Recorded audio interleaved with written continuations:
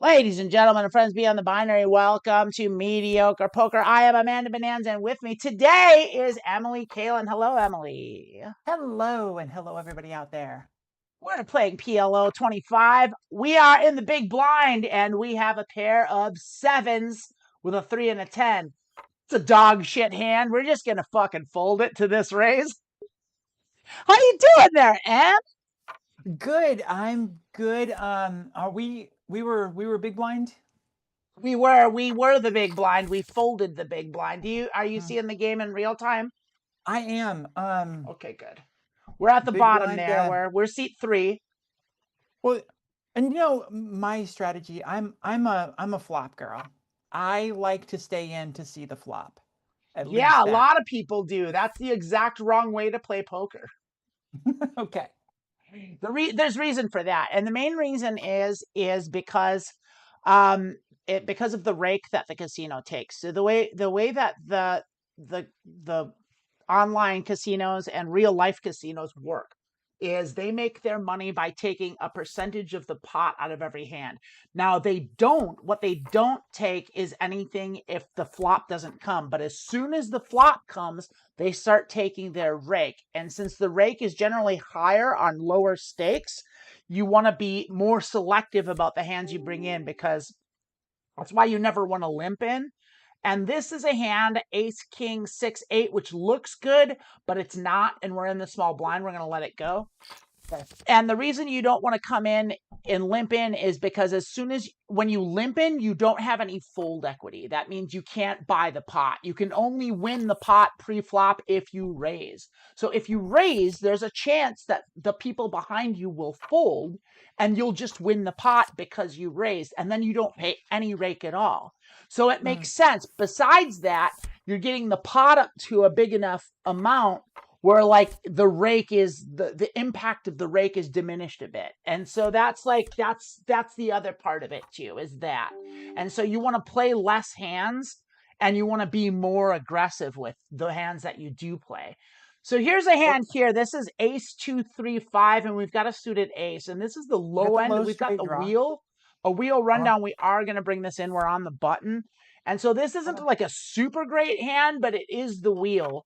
And Emily, do you remember what the wheel is? Yes, we have a chance at the, well, we don't have a chance at the top. We've got the bottom, The bottom the end of bottom a part of a straight. straight. Yeah. Yeah. 2 3 4 8 5 4 3 2 ace is the wheel. Ace king queen jack 10 is Broadway. So And we so hit we nothing. hit a pair of fives, but we didn't hit our suit, and we don't have much equity here at all. So we're not going to do anything with this. We're multi-way. I'm not going to try to bluff with this hand, even though I could because I'm in position, but I'm not going to. We don't have the equity. We're just going to kind of let it take its course. And with that 6 kind of seals the deal. And that bet, we're just going to let this one go. Yeah. There's no way we can win this hand at this point. Even if a 5 dropped, I'm not feeling good about it. That's pretty much the only thing that could save us, and it wouldn't even do it. I guess a 4 would give us a straight on the low end, but like, nah. Now, I just watched the movie Rounders. Yeah, I know. Yesterday. I watched that movie a lot. What That do you movie has feel? almost nothing to do with poker at all. There's no poker advice in that movie that's any good or real. Yeah, yep, yeah, I thought so. That's what I was gonna say. It Like, is a quote nothing unquote poker about movie that that, movie has anything at all to do with actual poker. It's more like the fantasy of poker of someone who's never played poker. mm-hmm. Like, and technically, I think like back in the day, like that did used to exist. Like there are people that are called mechanics that do that stuff, like that Edward Norton's character did, where he would cheat and like stack the deck and stuff like that. And that did exist, like, and it probably still definitely does exist today. But the thing is, like, it's home games like that, like when private games like that with strangers, that it almost never happens. So we've What a actually got a hand! hand here. We've What a got a hand! suited ace. We've got a pair of 10s. We've got all Broadway. We're gonna bring that up. We're gonna raise that one. Bring that And in for pot. the wheel draw. What's we have Broadway. We have a Yeah, we got great Broadway here, draw. and we did hit There we top go. pair, We hit. and that's it. We don't have clubs, but we have a club blocker, so we're gonna check it because we have what's now known as a marginal made hand. We have top pair, and we're out of position. So we have top pair with we have not a lot of draws here. We now have a much better hand, and we There we are go. gonna bet pot here because we do have the set of aces or trip aces, but we don't want clubs or spades to come. So Okay. we're gonna bet. We now have the best hand, but it's real easily deterred. And someone called, and Woo!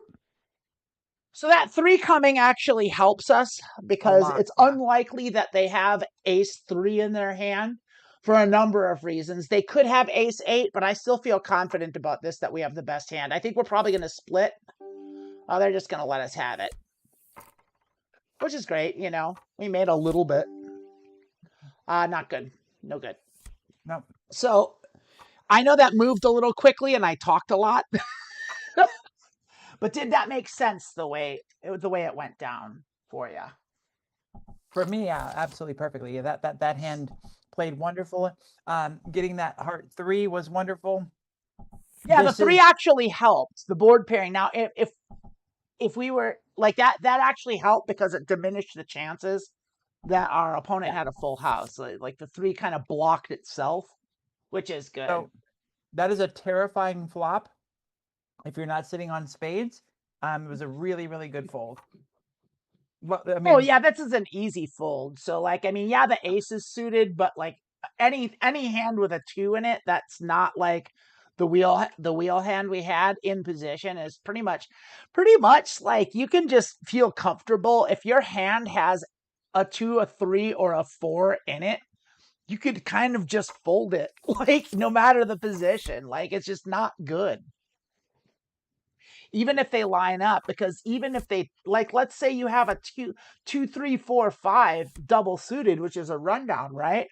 Well, if you hit your hand, like you're never going to feel good about it, like because you're going to have the low end of a straight and you're going to have the low end of a flush if you hit your flush. So like the best you can really do is like those are the kind of hands that lose a lot of money. That's called reverse implied odds. Now we have a hand here that's good enough to call.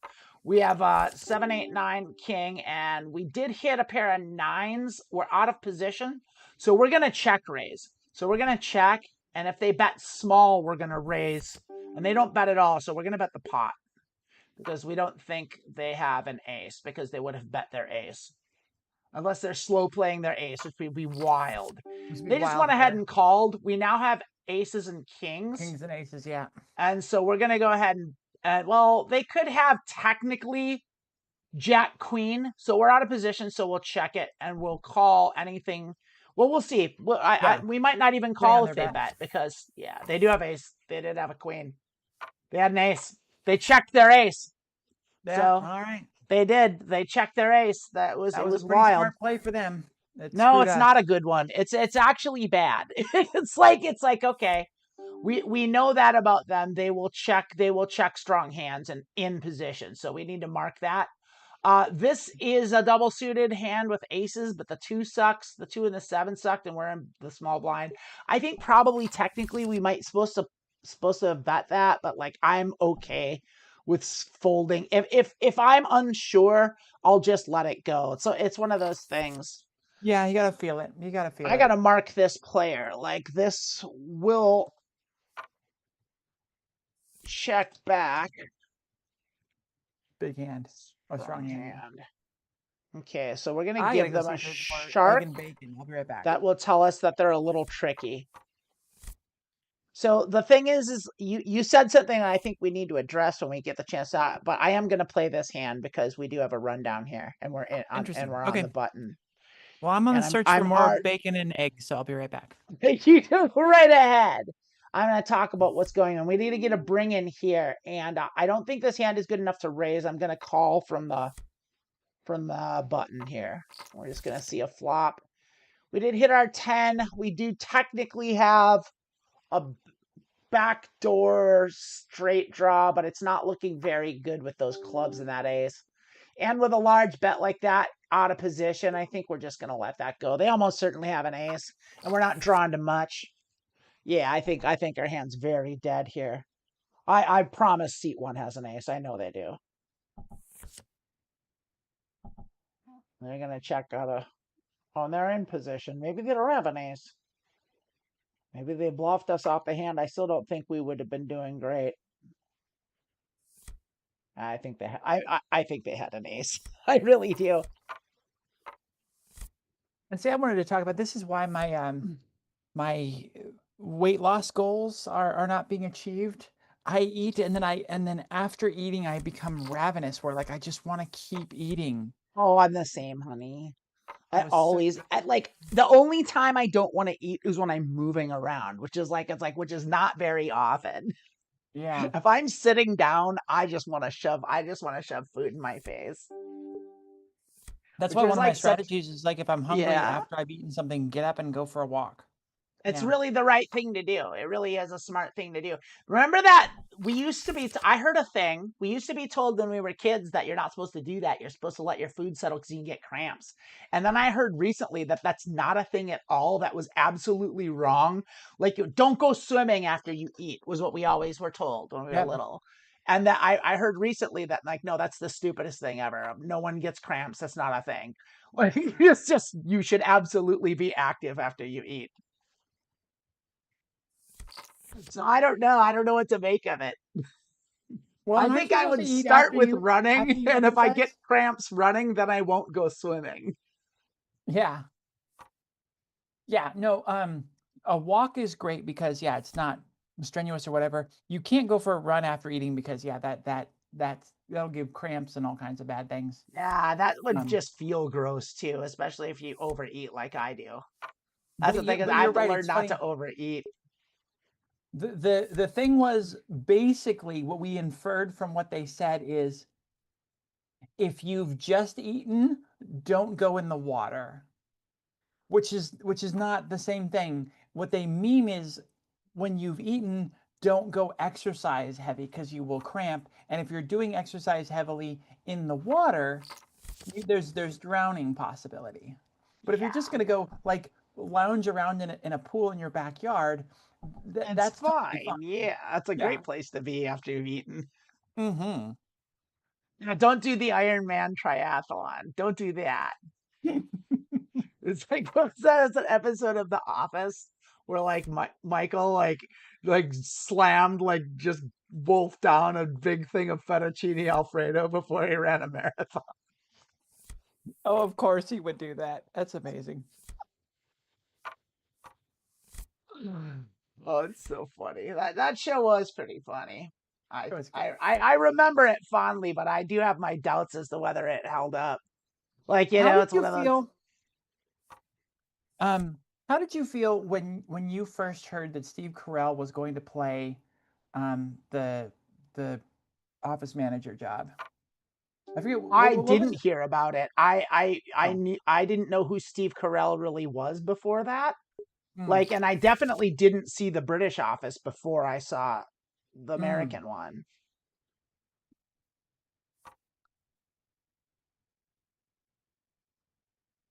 Yeah, so I didn't have typical any feelings one way or the other.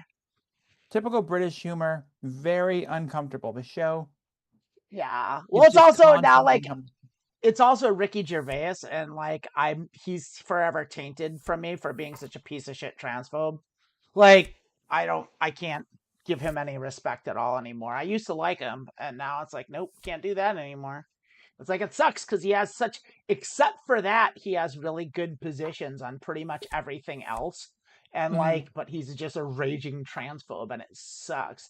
It's like, it's kind of like Richard Dawkins is like that too. It's like Richard Dawkins is awesome, but then he's just a raging transphobe, so he sucks. And so it's like, now I have to write that dude off too. It's like, it's just like shitty. It's like Well, and that and something about it.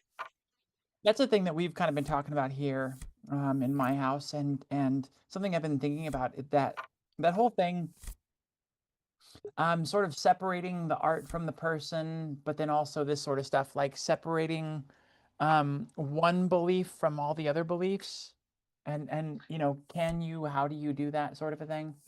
I think it depends on the belief and depends on the thing. Like, so, so for example, like, if Ricky Gervais was just didn't genuinely like trans people, but didn't, it's not that he just did that. He did a whole special where his whole special was being transphobic and making fun of trans people. And then he Mm, went on hosted the Oscars twice, and the whole thing was transphobic both times.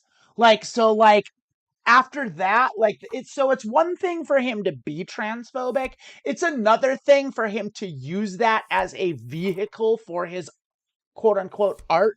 Like, it's like that. I mean, at a he's the one that made it so it's inseparable. Like, he did that. like yeah, so yeah. I think a thing that you're talking about that I think might have like a little more legs would be like the example of maybe like Louis CK, where like Hmm. Louis CK's art his comedy was always top tier. It was never shitty. He was never a fucker.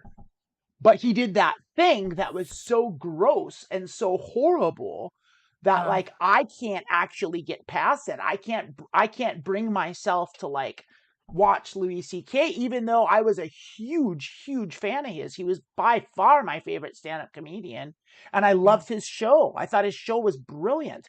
Like and I it sucks because it's like maybe that's my failure. I can't get past it.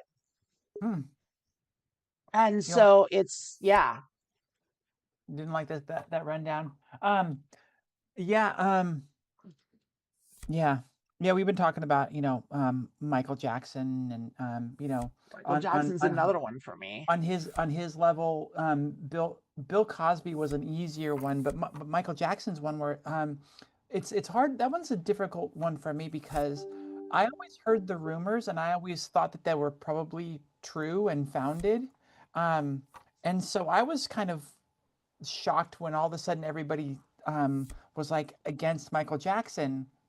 And I'm like, but we've known all this stuff about him for decades and it's been fine. Like, why now is the We time where you didn't know. shocking? There was always the what's there's a word for it. The plausible deniability. That Yeah, was true, true, always true. there. And when he died and they found all the fucking kitty porn in his house, that like sealed the deal. It's like, no, Yeah. definitely all the rumors are true. He definitely he fucked with those kids. Like there's no question about it. Like, I mean, it's like, and so that's the thing about it. But like there were testimonies and stuff too. Like the kids came out and said it and like, but people didn't believe him because he was so rich that people thought it was just opportunistic to like get his money and it was just it was a real thing because I mean and the thing about Michael Jackson is like he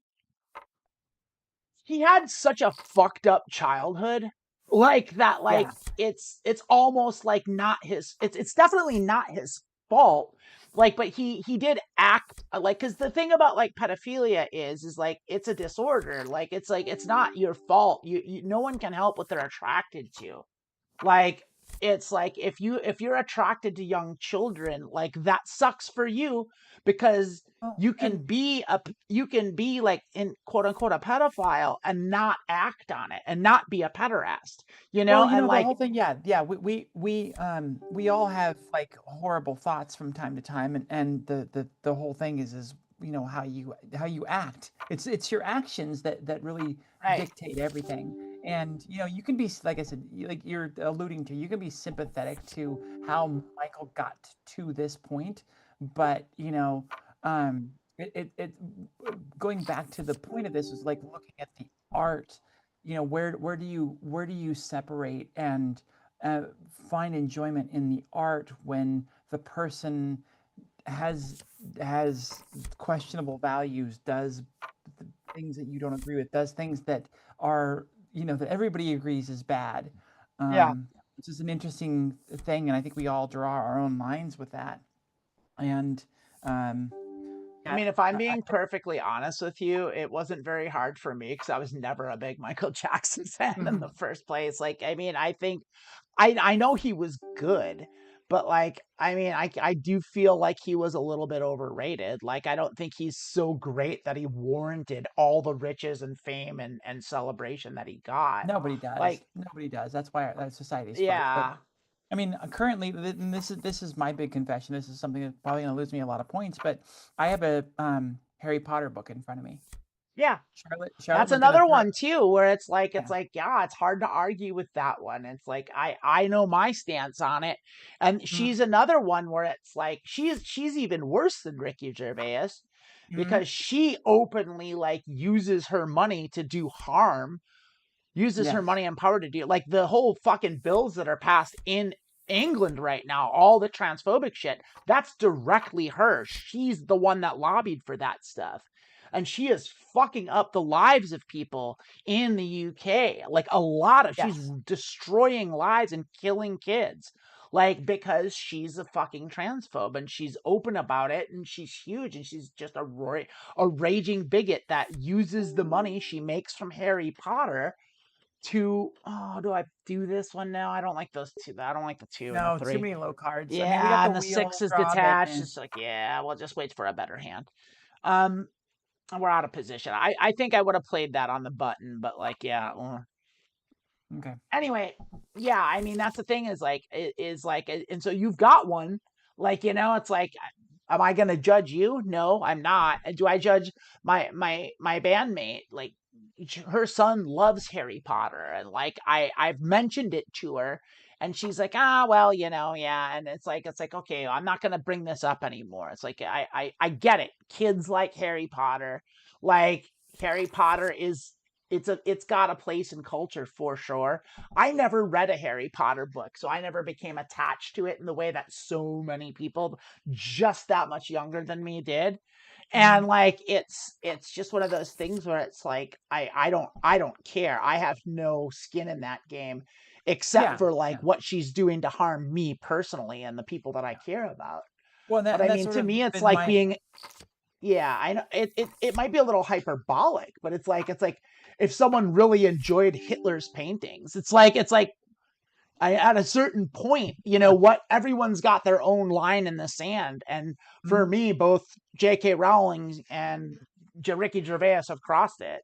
Same with Dave Chappelle. I was a huge Dave Chappelle fan too.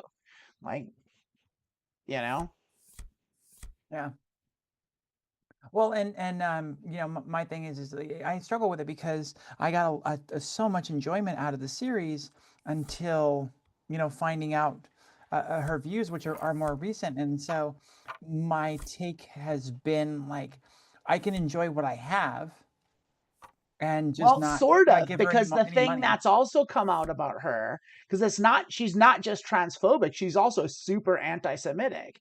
Like, and that stuff is permeating through the Harry Potter books and movies. Oh, well Like, and then so you we can can look brace. out for that stuff. Like, I mean, what I would do is, if I were you, if you're rereading a Harry Potter book, I would go and do a Google search to find out, like, just Google, like, Harry Potter, J.K. Rowling's like anti-Semitic themes, and Yeah, it'll outline the stuff that's in there, and then just kind of look for it. And once Gringotts, you right? know what, Gringotts pretty easy to go. Oh, is this something? Ooh, you just look at the goblins that are there, yeah, and yeah, exactly. Like, it's like but she actually puts like anti-Jewish, like Nazi symbolism in this shit too. It's like, it's fucked. Like, it's bad. Like, it's like, and like I said, it's like I never got into it in the first place, but like, that's enough for me. So I didn't have to come to terms with that, but I did it. Like, if you're talking about like egregious people, like, I can't stomach Louis C.K. anymore, and what he did was egregious, but it wasn't what J.K. Rowling's doing. yeah, Like, and so I still like, so that's how severe my threshold is like, yeah. I can't even forgive Louis C.K. Like, Fair enough. I definitely am not forgiving J.K. Rowling. Like, it's like, there's no way. Yeah. Oh, that it looks like a monster hand. That's I This want is a a monster. So monster. it looks like more monster than it is. Uh, There's one problem, and that's we're blocking our suit, but it's still a monster hand.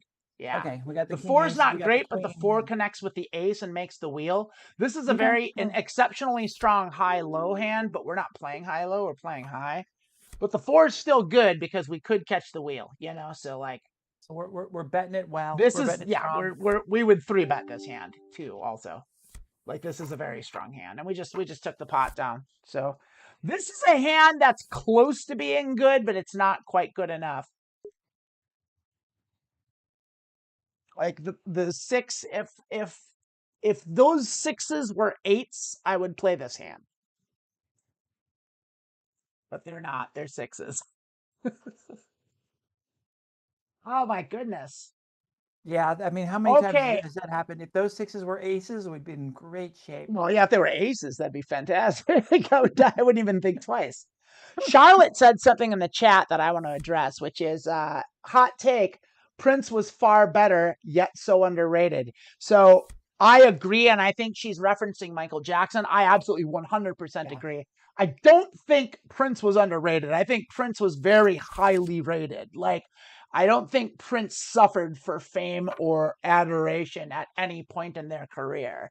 However, what I will say about Prince is the opposite, where Prince was such a good person and Yeah. didn't tell anybody about it. And so like when Michael Exactly. Jackson died and they went through his like estate and they found all the bad stuff, they Yeah. did the same thing with Prince, but they found all this really good stuff. Like he gave away so much of his money and helped so many people. One of the things that Prince did was they were like, because I think they were from Detroit. They were from Yes. somewhere in, no, they're from Minneapolis. And they were really in touch with like the black community in Minneapolis, and like and they really were like a huge proponent of like education, and like they donated so much money to like schools and libraries, and like donated computers to like all these like underprivileged schools in Minnesota, and like just didn't tell anybody about it ever. And it's because they were a Jehovah's Witness. And one of the things about the Jehovah's Witnesses, one of the good things about them that I do remember, is that's one of their doctrines, is you're supposed to do good things and not brag about it. And that's actually in the Bible. Like it's Mhm. like that, and that was a thing that they were all about because they were just a devout Jehovah's Witness. And they're Yeah. like, yeah, I'm gonna do all this stuff. And they did. They gave millions and millions and millions and millions of dollars away. Like there would be people, they would hear about a family that was struggling, and they would just like send an emissary, like a guy that would roll up in a limo with a purple suit and like present them like with like a check for like $50,000 on like a pillow.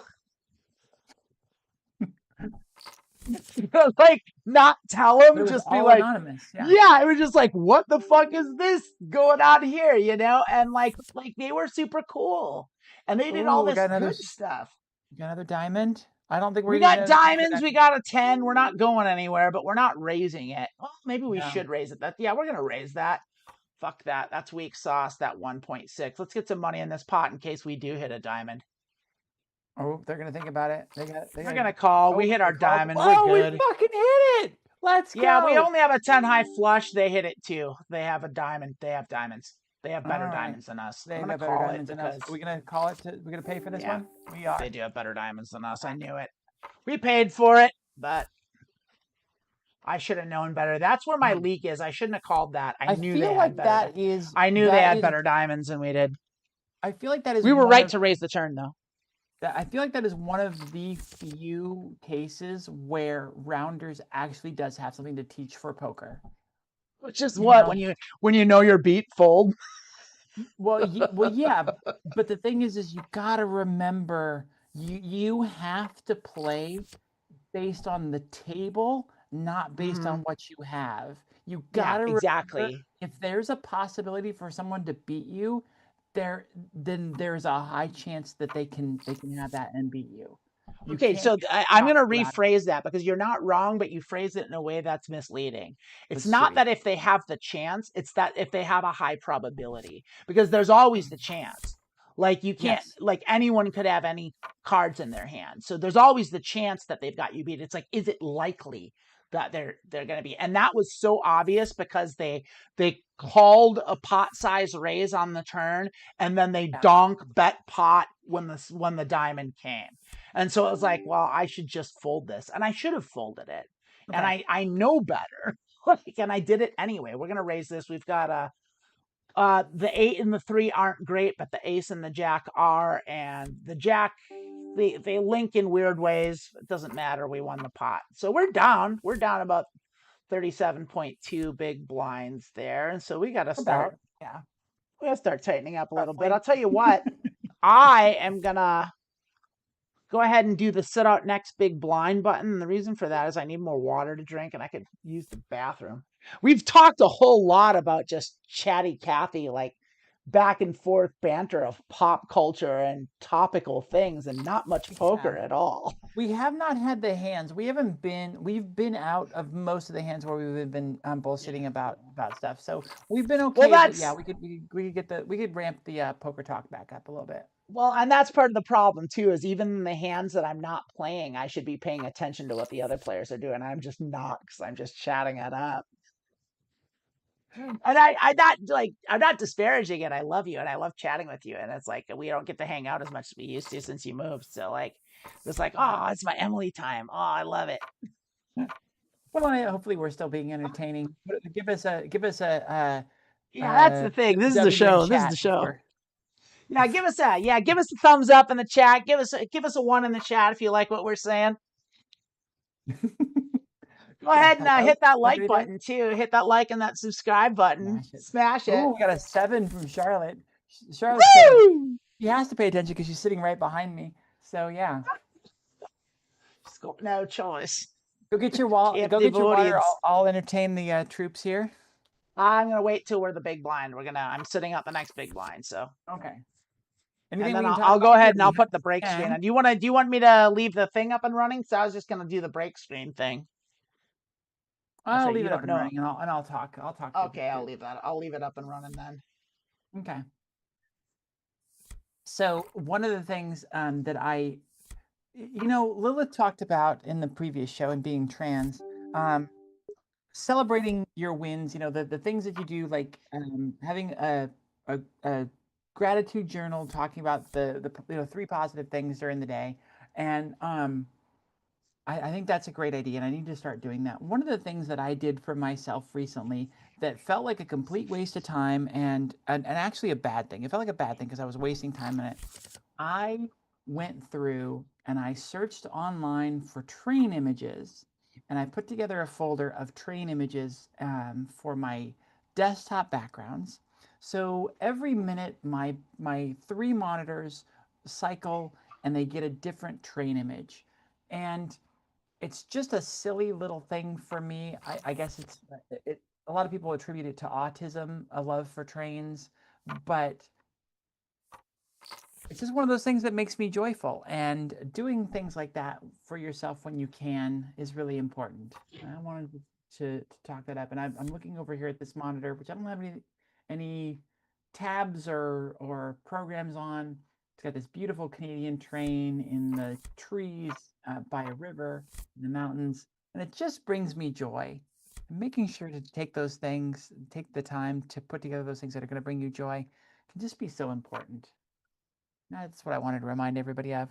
We do have a folding stool. Holy crap. Where is that? Where does that one live? Sorry, I'm talking to my fiance. You put it right next to the I did. upstairs. I did. Yeah. I did come across it. That's right. John has a folding metal stool, right? Yeah, that's a great one. Then we have that stupid plastic like one that doesn't fold and just is always in the way. The look on her face is priceless. She's very upset with me.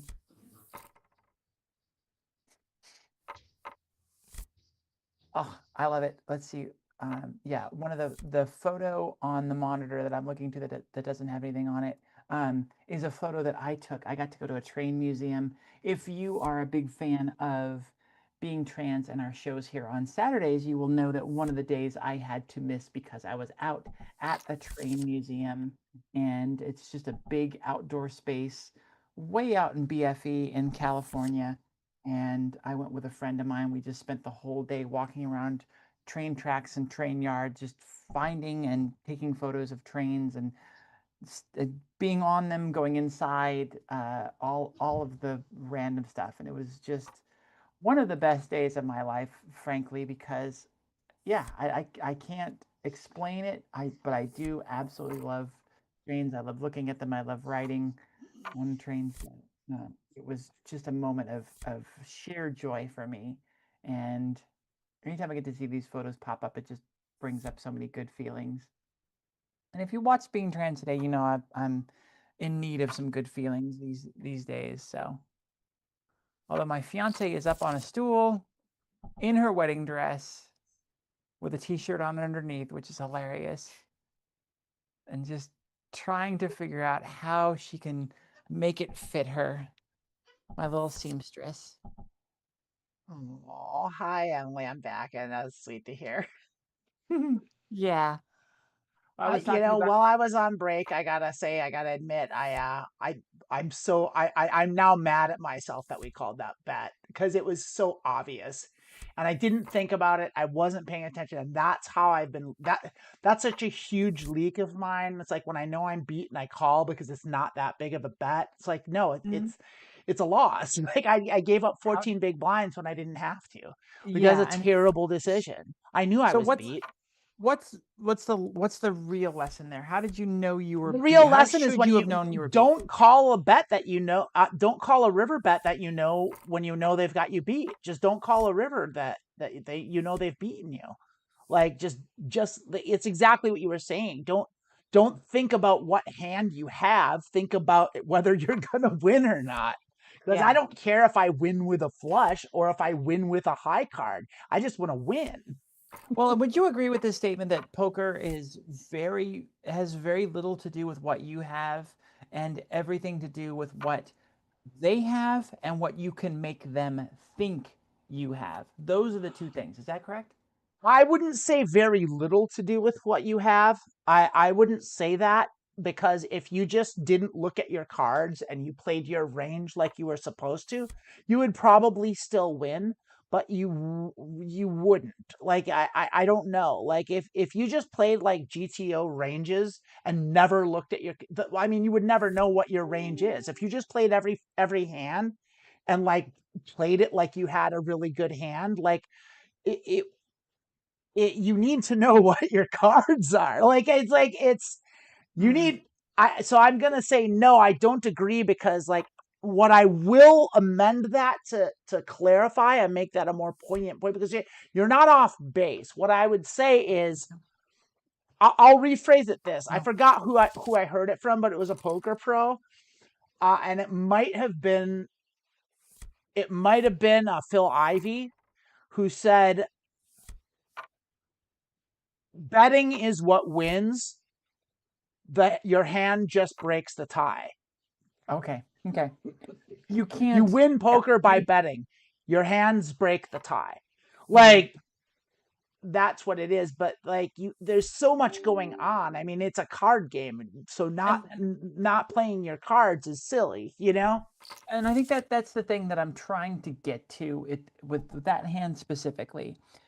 Yeah. It's so easy in playing poker to get excited about what Right. you have and think you've got the thing, and Hit that my hand. obscures you Yeah. from thinking about the game.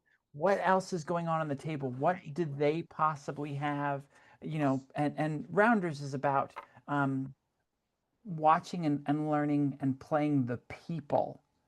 Well, Uh, that's the truth. That is the real truth about poker is you are playing your opponents.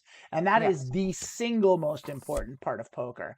And in a So way that is more important than your hand. Like cuz if you're good at reading your opponents, then your cards kind of don't matter because then you can just manipulate the shit out of them. Like if you know they've got a hand, then you fold. Like and if you know they don't, then you bet. And it's that simple. It's just like it's that simple. And in fact, I've been executing that. Omaha's a little different because people are more aware of equity in Omaha, and Omaha's a drawing game. So people will chase things a lot farther in Omaha, and it's easier for people to hit stuff that they're chasing because you okay. generally have more Okay. outs because you have twice as many cards in your hands. But when you're playing Texas Hold'em, like you can bluff like a motherfucker. Like I've been playing zone poker a lot Mhm. lately, and I've been doing really well. And one of the things that I'm doing is I'm just being really aggressive. Like I'm just betting because everyone folds. And it's like, well, it doesn't matter. I'm kind of doing that in that game, which is like I'll bet every hand and as soon as I get pushed back by an opponent, I let it go and I let them have it. But Mm. I consistently win because they just keep folding to my aggression. And it doesn't even matter really what cards I mean, I'm selective with the cards that I play. But like regardless of what the flop is, I'm just playing that same way every time because I'm playing my range. Like and it's a good way to play. And I've been thinking about incorporating that into Omaha, but I haven't quite figured out the way to do it yet because Omaha it's a different game and it plays differently. But Well, and I that got to assume that all of this plays differently because we're doing this online versus in person. How much That's in also poker do very, that? very true. Live poker is an entirely different beast. It's because then you're playing in a room full of people. And one of the best things you can do if you want to be a live poker player, and this is another thing you can do if it's a hack. It's a poker pro trick that I do it for sure. If you're playing this particular poker room that we're in, it's super anonymous. We've just got numbers. I don't know what I need, but there's another site I play on called Coin Poker, where you can actually see people and you see their names and they have the same account and avatar, and you can make notes and they'll come up, like they'll keep Okay. coming up when they come back. No And anonymity. Yeah. Okay. yeah, well, there's less there's still anonymity, but there's less than this, and they also have a chat function there. And so the first thing I do when I get in a table is I just start chatting. I just start talking to people because like it'll loosen them up, and they'll just tell you what they have. Like, and that works in real life. If you're chatty and you're a gib gabber and you're talking and you're just get the conversation going, it loosens people up and it makes people like you more and it makes people have more fun. And when people have more fun, they play looser and they play worse. Like, and they'll also, like I said, they will give away so much information if you just open that door for them and just be like, hey, how you doing tonight? You know, hey, blah, blah, blah, blah, blah. And they'll be like, oh, you know, I'm doing this and that. And if you can get a chat going at the table or in a chat, like, ooh, you'd be amazed at the information that people will just give up willingly. Like, that's when I Yeah. first started really playing poker. So I remember when I first turned 21, I went to Nevada, and it was the first time I'd ever been in a casino, and they were playing 7-card stud.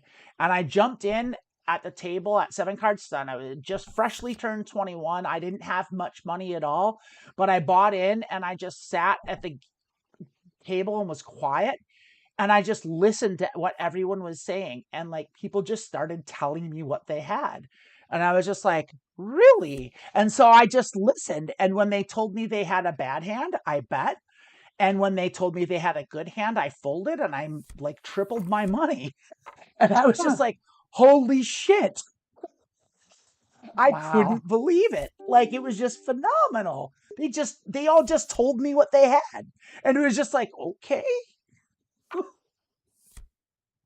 You're not always going to find a game that soft. People have gotten wise, you know, in the last 27 years, but like Well, and that's people sort of, wised up a little bit. The game's changed for sure, but and I apologize for this because I just saw the movie Rounders, and we've talked about how Rounders is not helpful for poker, but like I feel like there's so many things that keep coming up, and it's just like, yeah, like just having those casual tables where the people aren't really playing. Like I feel like where they're not professional. I think it's easier to get into that where you start talking to them and they just sort of loosen up because they're not working. They're just out kind of having fun. And so it's easier to get them to engage on that level where they're telling you stuff they shouldn't. Interesting, interesting thing about why playing those recreational tables can be more lucrative. now it's definitely live poker is more lucrative than online for a number of reasons. And its games are so much looser. Yeah. There's a lot more money that gets thrown around. And also, like, it's the thing about online is it moves so fast that the Yeah. people that play consistently see a lot more hands and they tend to be better players.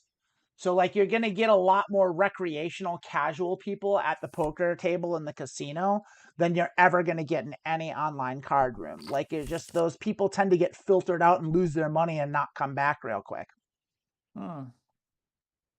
And so that's the other thing about it is just like it moves so much faster and there's so many more regulars. Like the caliber of play that we're seeing here at this table, if we Mhm. played, if we went and played at a a minimum, the smallest stakes table in a casino when we're playing Omaha, everyone would be limping, everyone would be calling, everyone would be betting bad hands. Like they'd be just be throwing money in the pot. Like whereas these players are generally pretty tight. Here's a hand. We finally got a hand here. We got aces. We got a suited aces with a suited ace and a 7 and a 9. 7 and a 9 aren't golden, but they're good enough and they're connected with each other. And we got aces and a suit. Our suit came. We still have aces. We're going to be betting this probably. Oh, we're going to raise. So here's the thing. My instinct is to raise, but they made a big bet. And so I believe they have at least top pair at this point. They easily could have trips or 2 pair. So I am going to raise. I'm going to raise to 15. Okay. We're going to see what they do. If they raise over the top, I'm still going to keep going. Oh, really? Why? We just took it down. Okay. They must have just had top pair. This is also a really good hand here. This is a double suited rundown. This is a fantastic, fantastic hand. This is a 4-betting hand. So we hope we get raised. We want someone to raise us, and then we want to raise them back. We'll probably... Oh, we're just going to take it down. Oh, what a disappointment. What a disappointing situation. Aw. On both accounts. I mean, I'm never sad to take down a pot, even if I'd rather take a small pot down than lose a small pot. I'd rather take a small pot down than fold a hand. You know, it's like any win's a win. Anything that gets you in the black is good. I mean, obviously you want a maximum. Oh, we free rolled this one. It looks like we have a terrible hand, and they let us free roll.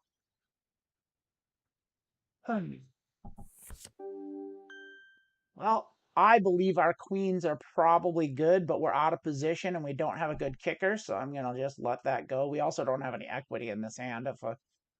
There's so many cards that could come that could wreck our hand, and so we have to call here.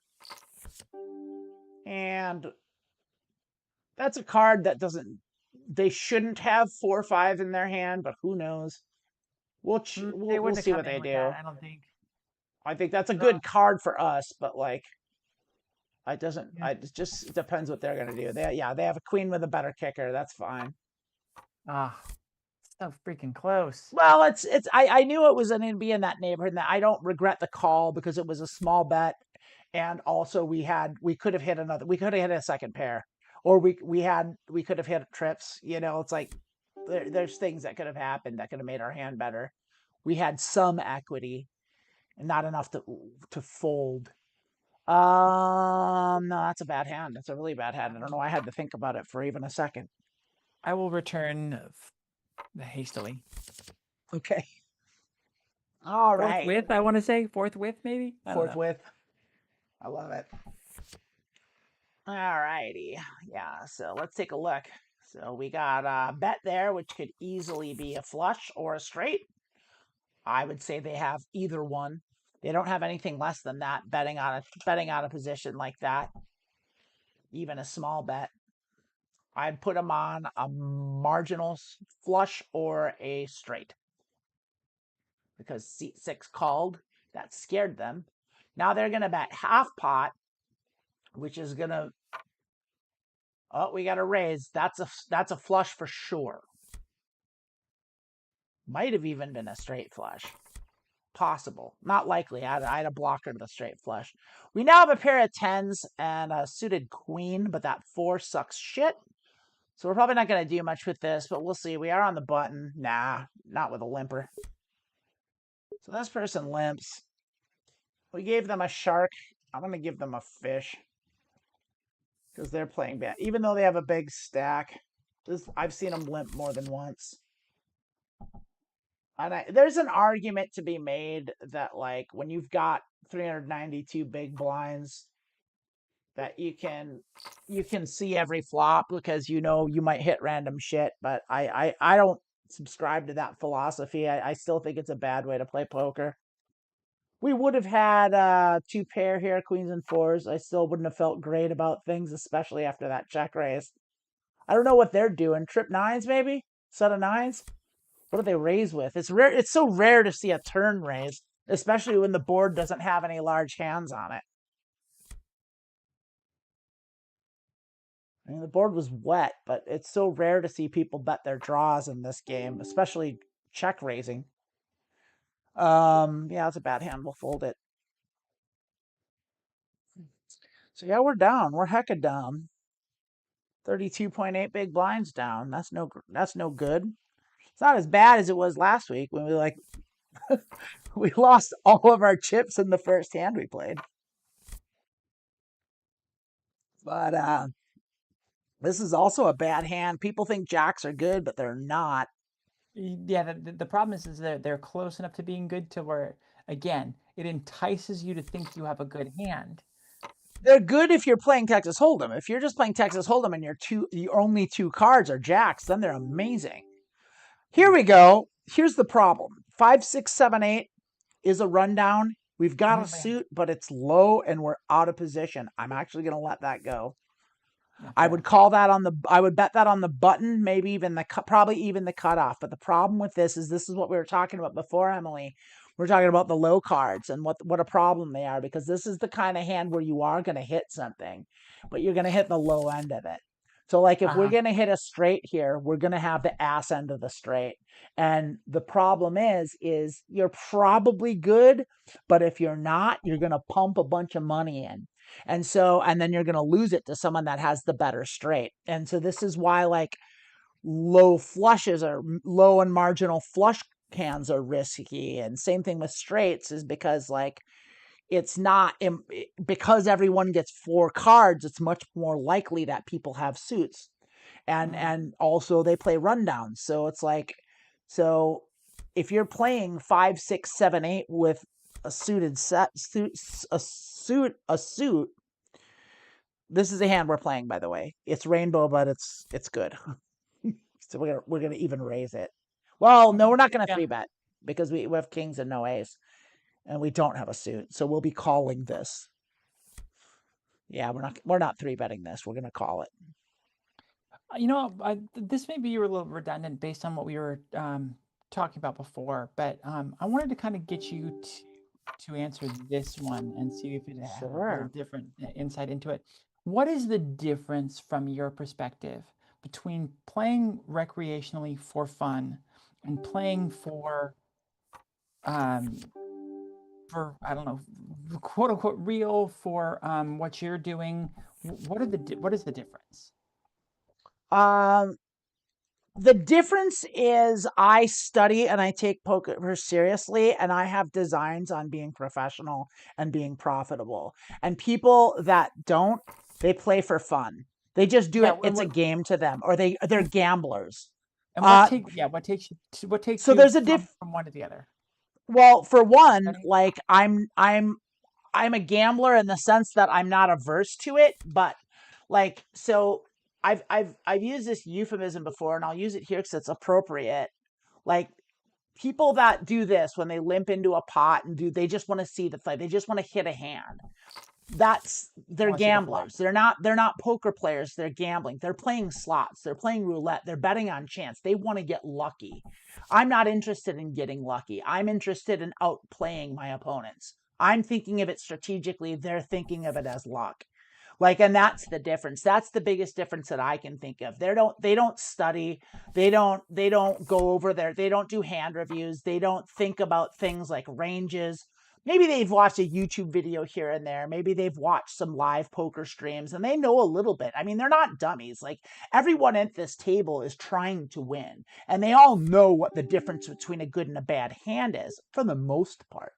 Like at least post flop, they know if they've got a strong hand or not. They're not stupid, but they don't know like deeper strategy like I've learned because I've been studying it for a long time, for years. And like I think about things just in a slightly more advanced level than your average your recreational player that's just doing it for fun to take a load off at like they were at work and like they're done with work and they want to unwind and drink a beer and play poker online. Like it's like if you go to a casino, most of the people in the casino are either degenerate gamblers or they're just people having like, oh, why not? I've heard of poker. I'll try poker. You know, it's like, Sure, I just did well at the slot machines. I'll come play some poker. Maybe I'll get lucky there too, kind of thing.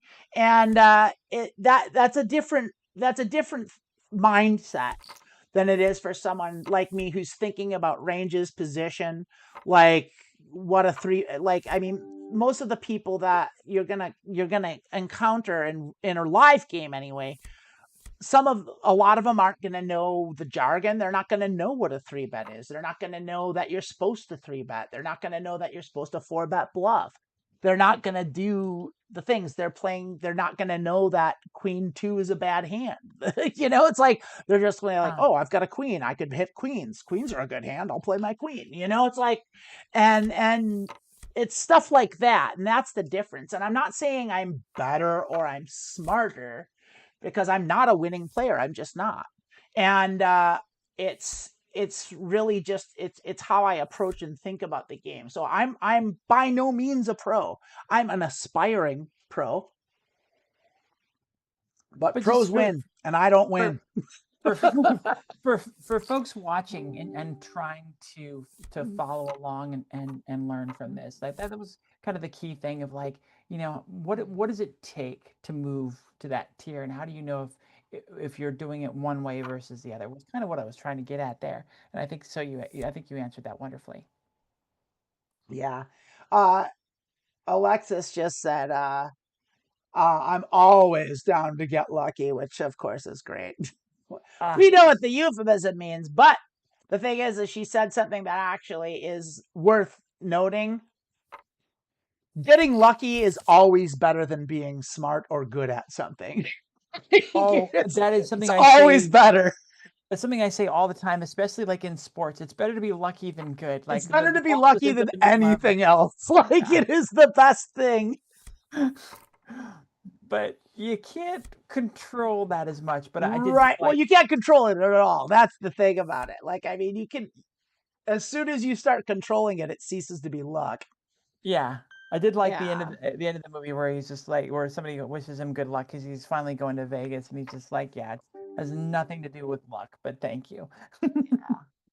I'm gonna call this. That's a weak bet, and I have jacks and a queen and a suit, and I'm on the button. Okay, and I do have a straight flush blocker and a flush blocker, but that's a pot-sized bet. That screams I have a king, and I don't want clubs to call. I don't have a king. And we don't have clubs, so I do have a draw though, but I don't have. Yeah, that's not great. I'm gonna let that go. You want that, buddy? You got it. That hand is. It's kind of close. Like I had a gut shot straight draw, but that's all I had, and because of the clubs, like one of the 3 cards I needed wasn't available. Well, this is a hand we'll definitely play here. The big unsatisfying thing about this game is that you get to see what everybody had so few of the times. It's so rare that you get to actually see what people had. Kind of. If you made there's just some truth to that. You get over that after a while. It's like, you see enough.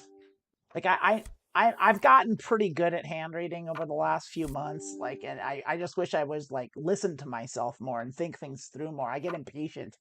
Is my problem, and I do that thing that I did earlier where I call when I know I'm beat. Like I knew I was beat. I'm still beating myself up over that because I knew I was beat and I called anyway. Like if I hadn't done that, we'd now have 90 big blinds. Now, you said you've gotten good at hand reading, and my brain just, of course, my creative brain is thinking about like, how can we turn like some kind of palm reading thing into where you're like you're a hand reader, and it's not what everybody thinks, because they come in and you want to read their poker hand, not their actual palm. I don't know. I feel like there's some humor in there somewhere, and I mean, you could do that. Like you could have that be your poker persona, and you could go to like the World Series of Poker with like a Swami hat. Like your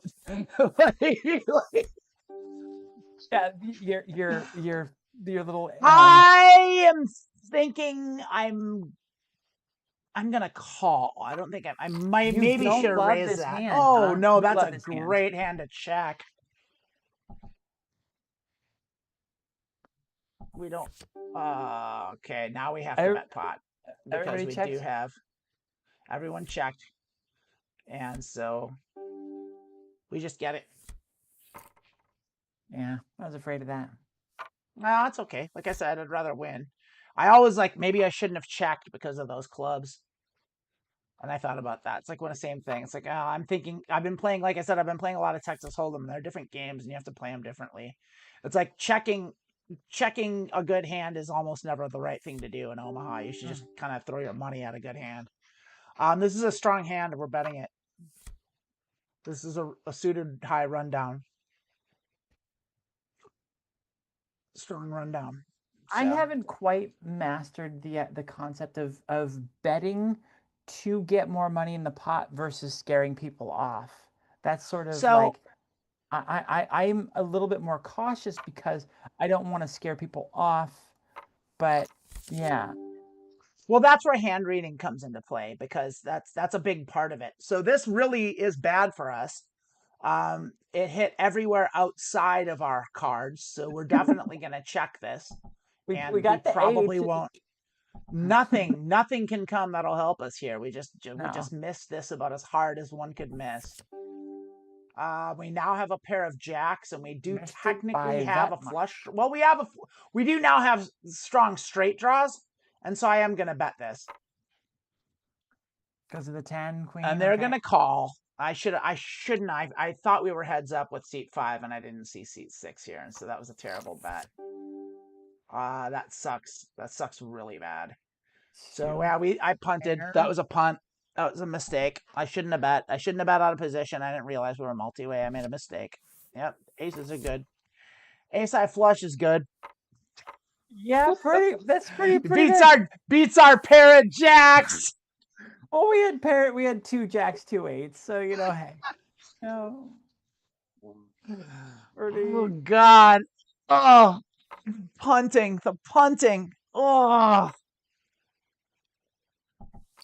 Now here's where I need some honesty. Did I distract you out of that one? No, I did it to myself. I mean, I'm not going to say you're not distracting me. You're definitely distracting me, but it's not in a bad way. Okay. This is good. I want you here. This is part of it because this is a show, after all. Yeah, we gotta be entertained. I love. And plus, it's just I like I said, since you moved, I don't see you nearly as much. So it's like I want my Emily time. And I can even need to remember to bullshit more when you folded the hand than when we're in it. Well, like I said, even then we should be paying attention and like watching what they're doing when we're not in the hand. Like we're not going to play this hand. I'm going to fold it. Our suits are low. Our suited king. Well, no, we have a high suit. We have a king high suit, but we have a suit blocker, and our cards are low. 4 and a 6. Like but the suit, the other card of the suit doesn't matter. Like it's irrelevant. Like it's nice if it's a connector and you can make a straight flush, but like. I mean, we could technically make a straight flush with the 6 and the 4. So like, it's like, it doesn't matter. Like if an ace and a 2 is better than a 10 and a jack as far as suits go, because the ace is the highest one. That's how flushes work. It's the highest card of the flush. Yeah. It's not the highest. Like you don't have to have both. It's just whichever one's high. There can only be one high card. There can be only one. Yeah, 8-8-10 king is a playable hand, but not that great on the small blind. And I am gonna call it. Yeah, I feel okay about this. Actually, I feel really good about this. I think I might check raise this because we have straight draws, we have full house draws, we have straight flush draws. Yeah, we're gonna pot that. That's probably gonna scare them away. That's okay. That's okay. That's a good. So what that was, that's okay. We want that to happen. That was a good check raise bluff. That was a bluff. We didn't have a hand. This is a monster. We're going to be betting that, and hopefully we get a caller here. And we do. Super. That's a terrible flop for this hand. We're still going to bet it because we're in position. And I'm going to bet small because that's what you do with monochrome boards. I always bet monochrome boards in position. And I always bet paired boards in position. And I always bet small with them. And the reason is because people are afraid of them. And they will tell you what they have based on how they bet and how they respond. So we just did flop the low end of a straight, but we have a straight flush draw. We have a pair of tens. We have an ace. We're in really good shape here. We're going to go ahead and bet pot. We just pretty much dominate that board. And they folded right away, which is fine.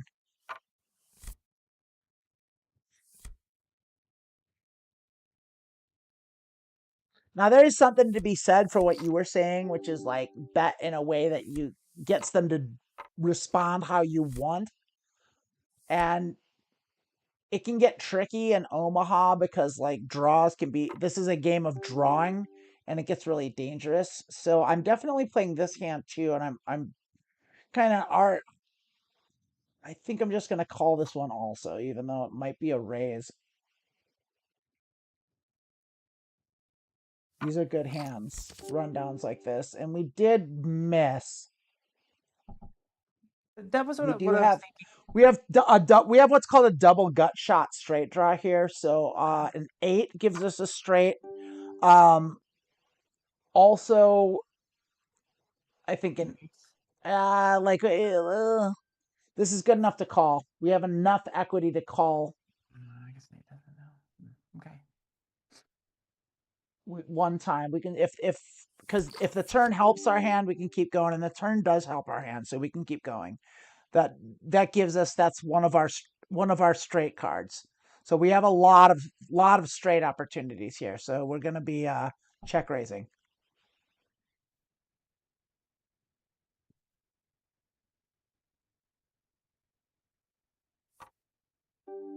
Ooh, they bet pot. They like their hand. I think we're going to call that and see if we do hit our straight because they have us outbeat. We do hit our straight, so we're going all in. Ooh, all in. Sheesh. Yeah. And they're going to call us and give us the pot. Absolutely wonderful. Wow. Best case scenario. What did they have? We can find out. I actually can find that out. So we didn't see. I think they had a set. I think they might have had 3 aces. I put them on a set. That's how they were betting.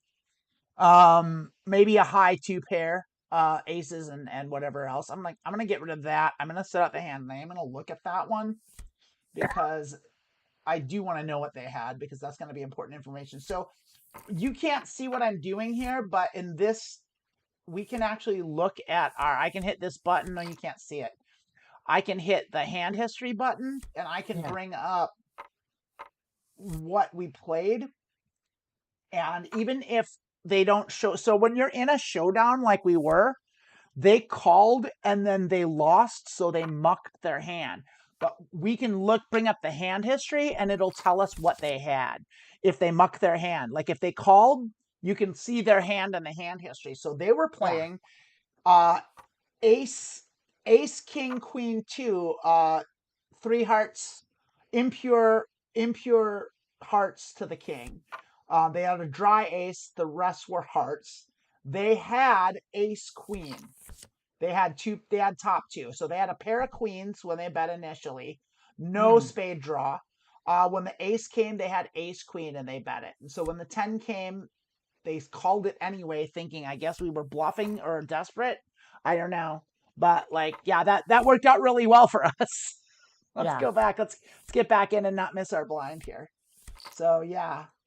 That wasn't super great poker on their part, but we're not gonna it wasn't egregious, I don't think. I think they made a number of mistakes there, but we capitalized on them and we're up now.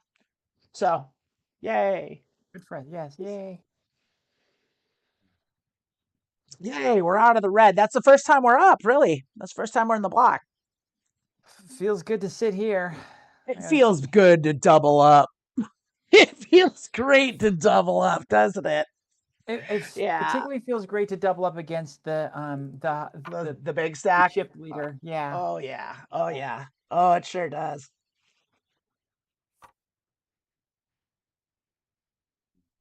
I'm glad they called too. I think we played that hand exactly right too. I think we were right to call and not raise. I thought about raising and I was like, you know what? I'll just call. I knew they didn't have it, and I knew they had 2-pair plus because they bet pot. They were afraid of that exact card. And it came and they still called it because they were like, they couldn't get off their 2-pair, just like I called the worst flush. Yeah. Like they did exactly. the exact same thing that I did. They knew they were beat and they called anyway. Because they Play needed the other to player's know. hand, not Yeah. necessarily yours. Yeah, I know they knew we beat them. I know they knew it, but like they did it anyway, just like we did it anyway. So for the next hour, we're doing, I did that. You didn't do it. I'm folding my 10s and 3s in the small blind. Actually, I'm not. I'm gonna call because we have a 1 in 3.5% chance of hitting a set. So we will see one time. We will not call a 3-bet. The cards are too far. The pairs are too far apart, and the pairs are too weak. Probably technically shouldn't have even called. Probably should have let that one go, but we called. You're gonna fold. Look at that. We hit it, but bottom set on a wet ass board is not the best. WAB out of position. We're gonna raise it. We're not gonna raise it. We're gonna call it. We're gonna call it and hope we hit a full house here. I like calling rather than raising. Yeah, it's better. We've got a marginal hand here, is what we have. They have a hand. I think they have the straight. We did not hit a full house. If they bet at us again, we have to fold. Yeah. Jacks. Sure, jacks. We were right not to raise. They would have called. They might have folded if we kept barreling them. They might have. Yeah. Well, yeah, because jacks isn't strong. They also might not have. Yeah.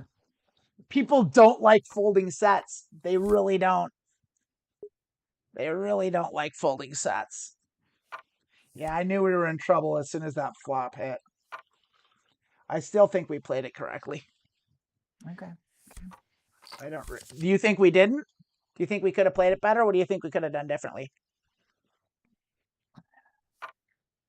No, it's another one of those cases where we had good cards, but they weren't great cards, and it's easy to think that good cards are great cards. I don't think we played it, too aggressively. I don't think we played it. Well, yeah, we had a marginal hand, and the way you play marginal hands is you call.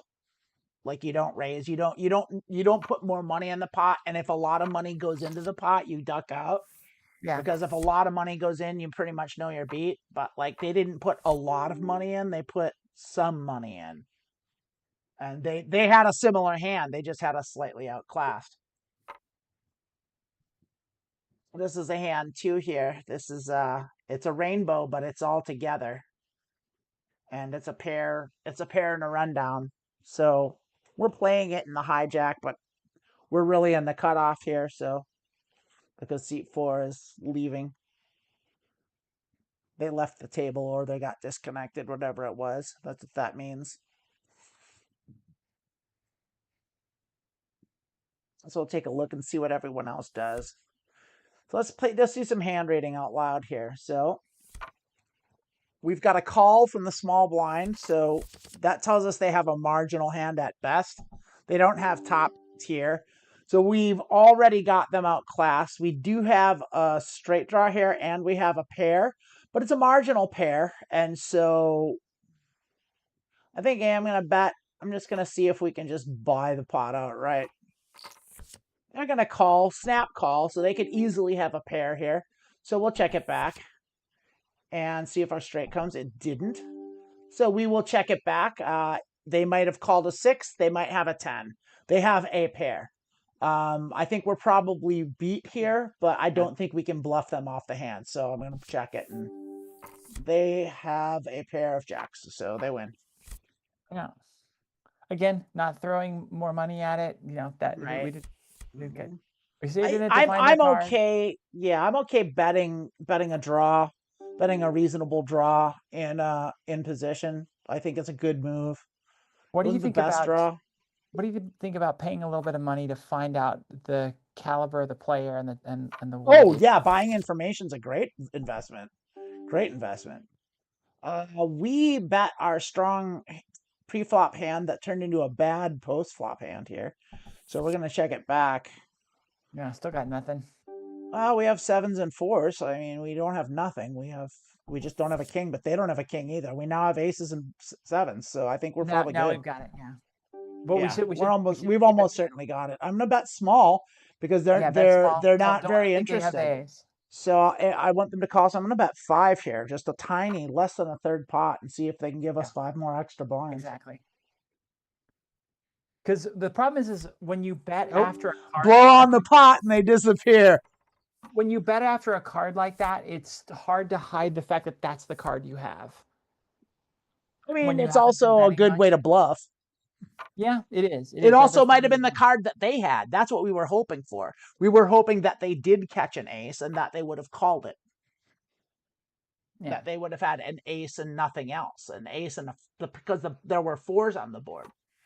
And so we were hoping that they had an ace and 4s, and that our ace and our aces and 8s would have beat them. And we did fold a flush, but that's okay. Aces and 8s, isn't that the dead man's hand? No. That's the dead man's hand. Is it? Was it Wild Bill Hickok that got killed? Yeah. Ace. Yeah. It was ace 8 in his hand. It's ace 8 offsuit. Yeah. Or maybe it was ace 8 suited. I can't remember. But yeah, I think it was Wild Bill Hickok got shot in the back of the head. Well, and that was the hand he had. It was ace 8. And of course, there is no historical backing for that. It's just the myth that has come up out of a book that was written, I think, 50 years later, 20 years later, something like that. But there is no historical account of that. But it's just a fun. Yeah, it's a fun. I thought that was true. I didn't think it was just a rumor, but like I believe you. That's easy mythology, like Yeah. It's like yeah. Yeah, there's nothing feel from like- the time that proves that, but then there was a book that was written significantly later about him, and that's where it came from. So yeah, it's entirely possible that the guy made it up for, I don't know, to make his book more interesting. It is. I'd say it's less likely because if someone did a thing on Bill Hickok's life, they probably did interview people that like knew him. Because if it was written like 50 years ago or something, there might have been still people alive that might have like knew him, like when they were little kids and he was an old man. Like, cause I don't know. I'm not sure. I'm gonna bet this. We have ace with double suits and a rundown. This is a very strong hand. I gotta say, I do appreciate your optimism, though. Go back to poker. I'm sorry. That's all right. We that's a very, very, very good flop for us. So we're gonna go ahead and bet the pot. Nice. We have top pair. We have straight draw, straight flush draw, wheel draws, higher than wheel draws. We've got straights all over the place, flushes, top pair. We're just gonna take it down. Happy to do it. So we've been taking down pots with pot size bets. And I'm wondering if we should pot size bet bluff and lower our bet to 2/3 pot when we have a strong hand. What do you think? That's been pretty consistent. I think every time we've bet pot on the flop, we've gotten folded to, like 100% at the time today. So no, I like it. I like. We're not smoking through this. So yeah, a little strategy change is probably a good idea. Always strategy change, just like watching and paying attention to what people do and then responding accordingly. That's how you play. Like that's how you have to play. Like it's like if you just play the same way every time, definitely, you can still win, but you're definitely leaving money on the table. Look at that. Look at that. Look at that monster raise. Says, Ooh. I've got diamonds and spades in my hand. I cannot lose. Or I've got a set. 3 5s. Nothing. Nothing, honey. Nothing at all. That is a real dog shit hand, isn't it? Yeah. And it's going to flop 2 kings. Watch this. You know what? You can flop quads. Any hand can flop quads. I just find that when I play poker, the more dog shit my hand is, the higher likelihood that I would win. That doesn't make any sense. And that's absolutely untrue. Like, you know, I promise you, your odds of winning with bad hands are lower than your odds of winning with strong hands. I promise you that. As someone who's studied and knows the odds, I promise you're dead wrong about that. Okay. But that's the kind of gambling luck thinking that, like, that's what I'm talking about. It's that kind of thing. It's like, you know, I'm going to do this. Like, I have my hands that I play. I play Queen 8 because I won with it. It's my lucky hand. You know, it's like that kind of sort of thing. There's something to be said for that. You know, there's a little bit. Poker it does have an element of luck, and there is a lot of we're going to call this, where there's a lot of superstition in poker. We probably should have raised that, actually, now that I'm thinking about it. But we're okay. We should be 3-betting more. We're not 3-betting enough. There's that. And we are going to call because we're in position, and we do have a reasonable strong hand. And that's an amazing flop for us. That's terrible for them. So we do have to bet this. We're going to bet small, and the reason is because it's a 3-bet hand, and we do want them to call.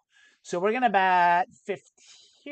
We're going to bet 12, about a third pot. A little more than a third pot there. We're going to see if anyone calls us. Let's take it down. Come on. Just give it to us. Ooh, they Oh called. no, we want them to call. We've got this on lockdown. I promise you we have the best hand right now. Because they 3-bet. They have high cards. They probably have aces. We're gonna bet half pot now. I'm gonna see if they come along. They're not gonna raise us. They have aces. Or kings. And we have our straight. That scares them, so we're gonna bet very small here. We don't want to put them all in. We're gonna bet 20 big blinds. We want their aces to call. That's how you fucking extract money from a player. Wow.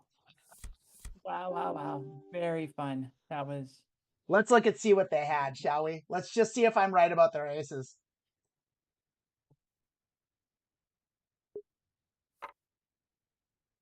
They were playing. They weren't. They had 6, 6, 8, 7. They had a set of sixes. They 3-bet 6, 6, 8, 7 double suited, which actually is really good. Holy shit. They had us dominated that whole time. I was smug as fuck. Until the end when we pulled it out. Until the end. Holy shit. I didn't think they would 3-bet, but you know what that tells me? Strong player. They're a good player. This is a great hand. We're gonna play it. We're gonna give them a shark for being someone who knows their shit. Okay. Knows the value of hands. I'll be right back. GTO ranges.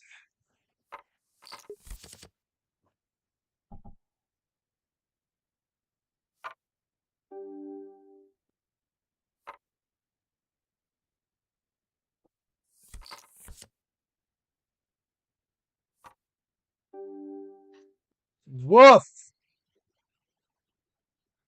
God damn it. We're beat.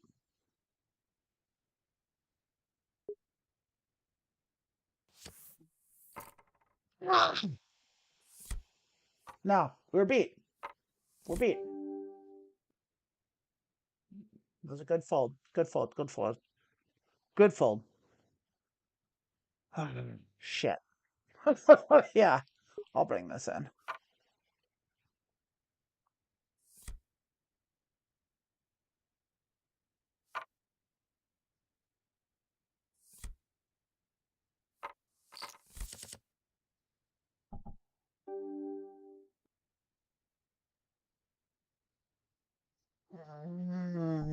We'll check out of position.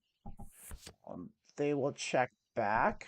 We still only have a pair of tens, so we'll keep checking, but we're going to call. We do have a good straight, a reasonable straight draw here.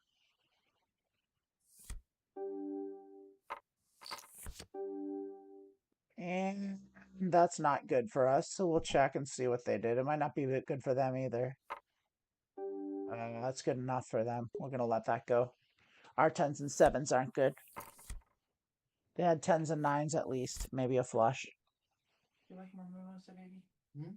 Oh, you're doing pretty good. Not if you want. You do it that way instead? It's up to you. Well, you're on for another hour. I'm going to call.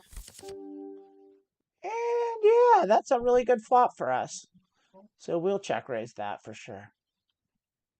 Now that your mouth isn't full, though.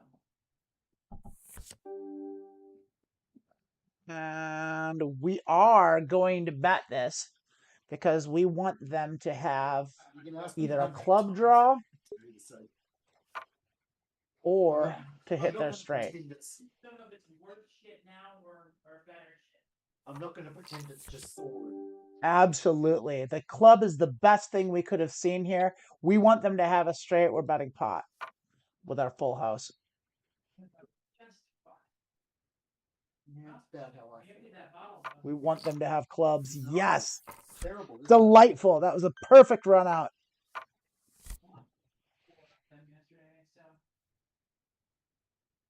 Are you able to find one? Are you more likely to drink Prosecco or Rosé today? Well, I was They gonna did say, have you must clubs, use by the way. Prosecco. They had clubs Well, to the king. most- That worked out really nice for us. All right, Jack, Queen here. Not good for this hand. Not good at all. We're out of position, and we do have clubs and spades. We've got a double backdoor. We've got two backdoor flush draws here, so we can see a turn no matter what. Yeah. Oh, we can even raise that. Let's raise them in case we do hit. Chase them out. Well, we're gonna scare them when they bet that small. That's like it's almost Perfect. like we know they've got that was they had a queen or they had a pair of something. Like, and so when people bet that small, where it's less than a fourth of the pot, fuck them. Throw the pot at them. Fuck you. Play poker, coward.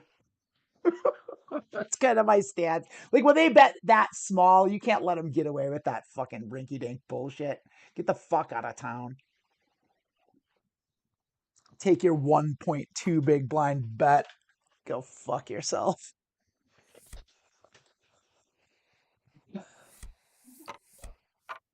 So were you here for the? You weren't here for the other big hand we won against seat 5, were you? Were you gone for that one? Are you gone still? Yeah, you're gone still. I was just hearing you in the mic. She's talking with Charlotte. We got a strong hand here again. We're going to take it down. We're on a nice streak here. We're doing well all of a sudden. Also a nice hand. We're definitely playing this one. Definitely raising this one. Let's see what everyone does before we make that decision. But it's definitely an option. Possible 3-bet hand here. Okay. I think okay. Looks 3-bet this. Ace is suited. No. Well, jacks. Yeah, I am going to 3-bet this. I think there's a good chance seat 5 is tilted on us, or either that or they're scared of us because we beat them twice in big hands and we took their stack down. They're going to 4-bet us. I'm going to let that go. What do they have? Put on Holly. I don't know what they have. I think they usually 4-bets aren't bluffs. They're almost always aces. But the thing is this player's good. And I'm actually going to sit and think about this because we don't have nothing. We block their aces. They could have kings. They could just have a good, strong rundown. I'm going to call it. I want to see what they're up to. That's really good for us. So we're going to check that to them. And we're going to bet our fives.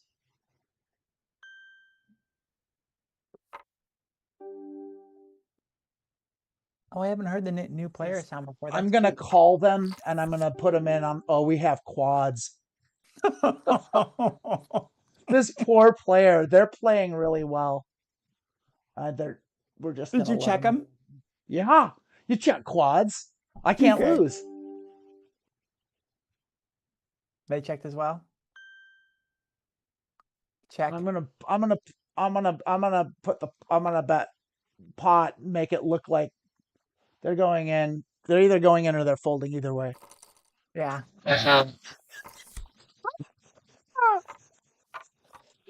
Wow. Oh, that fucker. There's no way they're coming back. We beat them 3 times. Oh, they are back. Oh, I promise you they're tilted on us right now. And we just ravaged them 3 times with what they almost certainly see as suckouts. Like, I guarantee you they're tilting off their shit angry at us right now. Like, fuck you. They're cursing and they're swearing. They're like, fuck you, you fucking fucker. And look at that. Oh, we just set a king. So we're gonna bet that actually. What is a hidden set where you have the 2? What is that called? A set. Trips are when 2 are on the board. Okay. Like and a set is when you've got 2 in your hand. Oh, we took it down? God damn it. We took it down. That's okay. You want to bet sets hard out of the gates because you don't want those draws to come. Like, it's just like you should always bet sets hard. Kind of always. Like, when you've got top set and there's a diamond draw, there's a suit, just fucking bet. Okay. Makes sense. It's like if they call you, you're okay with that. Cards. Yeah. It's okay. You're okay with that. It's like you're okay with taking it down because it's like, just it's a strong hand. You want to blow the pot. Like, you want to blow the pot and you want to kind of protect. You can't really protect against protection bets don't work as well in Omaha because people just call anyway, but they still work, and that worked. And that's not what that was. That was a value bet. But like, Emily, do you know the difference between a value bet, a bluff, and a protection bet? Value bet is when you have equity. No, not necessarily. So equity is unrelated to a value bet. Value bet is when you have a made hand and you think you have the best hand. That's a value bet. Okay. So I'm going to fold this. It looks better than it is. Bluff is you got jack shit. So a bluff, no. Once again, no. A bluff is when you do not have a made hand. So, like, for example, if you had really high equity, like where if I have like a straight flush draw and I've got like so many outs, but I don't have a made hand and I bet, that's a bluff. But if I have a pair of 3s and I bet because I think my 3s are good, that's a value bet. Okay. So it can be confusing. Like, for example, so I'm going to raise here because this is a good, strong double suited hand. And we're going to see. So pre-flop, it's not quite the same. It's like everything's a bluff pre-flop unless you have aces, really. Unless you have a suit, unless you have a pair. Technically, but so pre-flop, but it's post-flop. So I'll explain it when because we're not leaving. We're not going anywhere. We're seeing this flop. So we now have a straight draw. We don't have the suit. It's the wrong end of the straight. And we're going to check that. So if I were to bet here, it would be a bluff. Because I don't have a made hand. I have a draw. But we still have, if we get the 10, we're in a good position. No, we're still behind. And at this point, the spades came. So it doesn't matter. We're not going any farther than this. We're not putting any more chips into this pot. Production note question. Sure. When you are addressing me directly, why are you looking off to your left and not at the camera? Because there is no camera of me. No, I know. It's because I have my picture over there and I like looking at myself when I talk. You need to move your picture below your camera then, so that's what you're looking. I know that's the right way to do it, but then it obfuscates my poker screen. And I'm like, yeah, it's just, this is my way. Are you saying that like it's like it looks bad? Amanda. Because if you think it looks bad, then I'll stop doing it. But also, like, I thought about that too, because I know it does look like I'm looking over at you, kind of. Yes, yeah, But I'm I just think thinking this that thing that because you're kind of not works. looking at me, and so it's just like, why not just look at the camera then? I mean, here I am. I'm not on camera, and when I'm talking, I'm looking at the camera. This is professionalism, is all I'm saying. Well, I'm nothing if not professional. The triple negative was amazing. Thank you. That was great. That was worth it all. I'm nothing if not professional. My God, what a line! Can we clip that, y'all? By all means. Do we have the? I don't Yeah, have the thing I'm up, recording, so go ahead and I don't know what the time code is. Like, just mark the real time. Yeah, I guess I'll just have to do that. 8:37. Make a note. Yeah. It's 15:36. 3:36. I don't know on my time. So like I don't know what time it is over in Australia. Well, what It's mediocre Sydney poker is time. this? What is the day yesterday? Today is yesterday 5:24? is yesterday for you is 5:24. Yeah.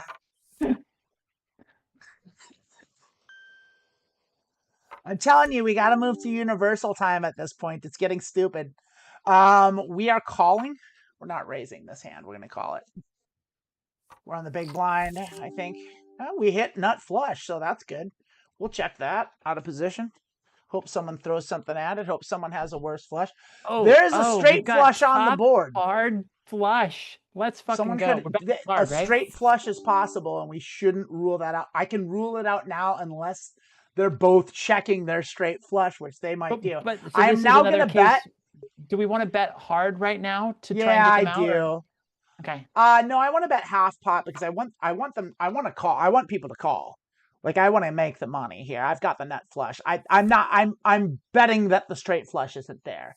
But True, because we're not worried about them getting they could something have else. 5, 6 It's all diamonds. here. It's possible. Like, you know, it's like we're not blocking it, but like I'm just like you have to be aware when that's a possibility. You know, it's like that's all it is. It's unlikely, but doesn't mean it's I've seen straight flushes. I've had royal, I've had straight flushes. I've won with straight flushes. I've lost to straight flushes. What about this one too? It's a rainbow and we're out of position, but it's strong range. So we're gonna tight range. So we're gonna bet it. And they're gonna 3-bet us and we're gonna fold.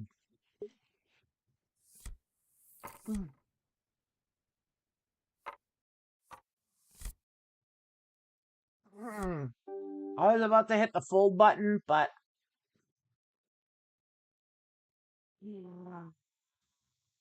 yeah, I'm gonna let that go.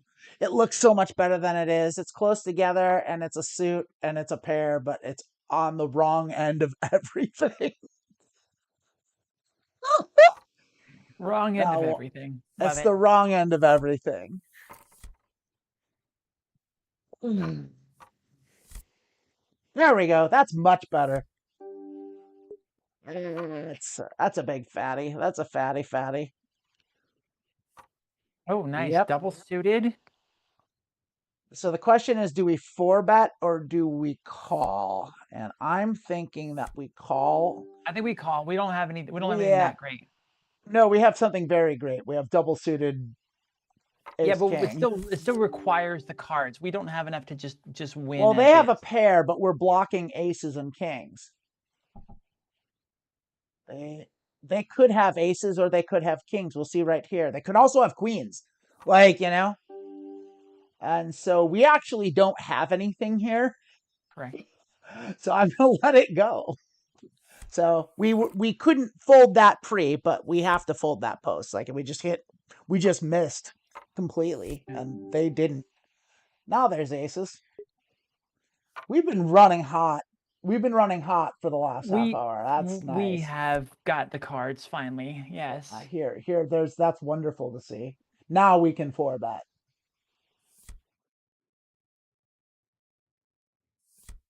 And we're gonna put Hollywood on like we're thinking about it, but we're not thinking about it. We're just fucking 4-betting no matter what. Because we do have aces, and we do have a suit, and we do have a wheel draw. And that's good for them and bad for us. So we're gonna check it and we're gonna call it.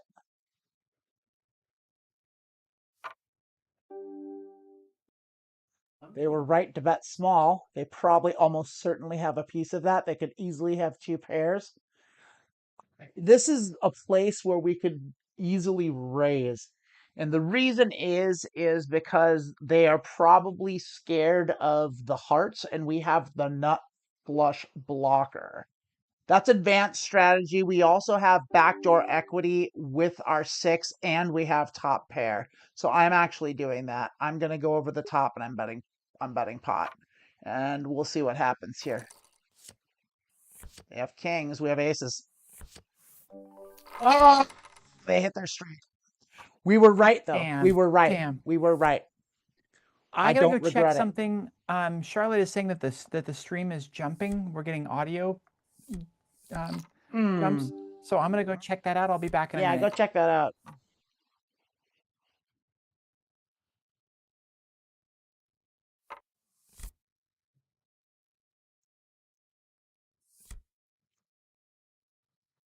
FYI, I might have to leave Zoom for that, but I'll be back. It's okay.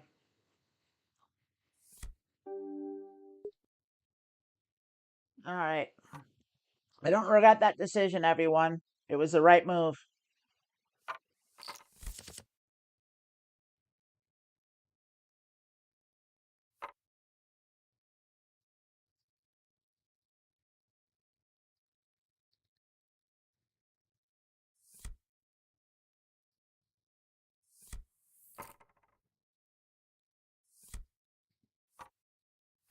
He also made the right call. So I think overall that was well played. I think they did have us outclassed, even though our aces beat their kings. They had the flush draw and we didn't.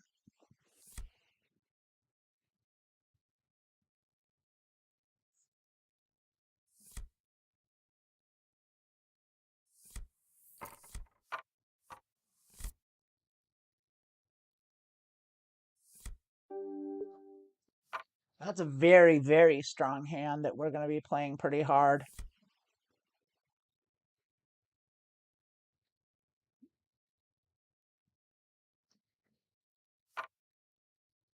So we're going to call from seat 5. So they have marginal hands. We hit our top pair with our wheel draw.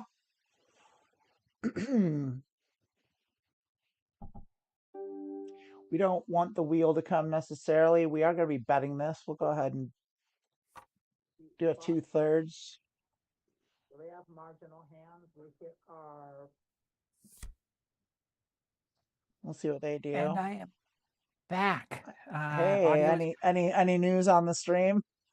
No, we can't figure out what it is, but me watching the stream, there's no audio issues. Cool. We hit our wheel, by the way, and we have a nut flush draw. We could lose to 6-7, but I'm gonna push it. We still do have an ace, so that's irrelevant. Yeah, we're just gonna take that pot. We lost big on that last hand. That we went all in, and they called us all in, and we had them beat, but they had us. They had better draws than us, and their draws came. So technically, they had. I think they technically had the equity advantage. I still don't regret the play. I don't think I played it wrong, and I also don't think they played it wrong either. I think it was just all in all, it was just good poker. Yeah. And I don't regret it. I would do the exact same thing in the exact same situation every time. I regret nothing. I don't. I regret nothing.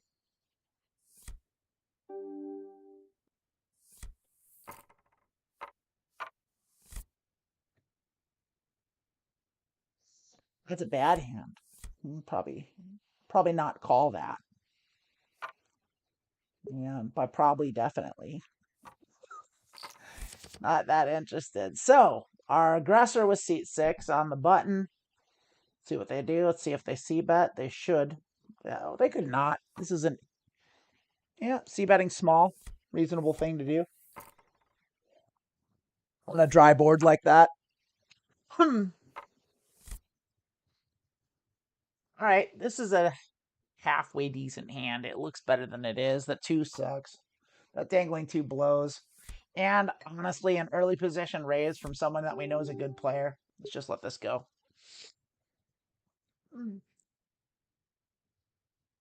No need to duke it out of position for someone who's got a vendetta against us. I'm not trying to prove nothing here.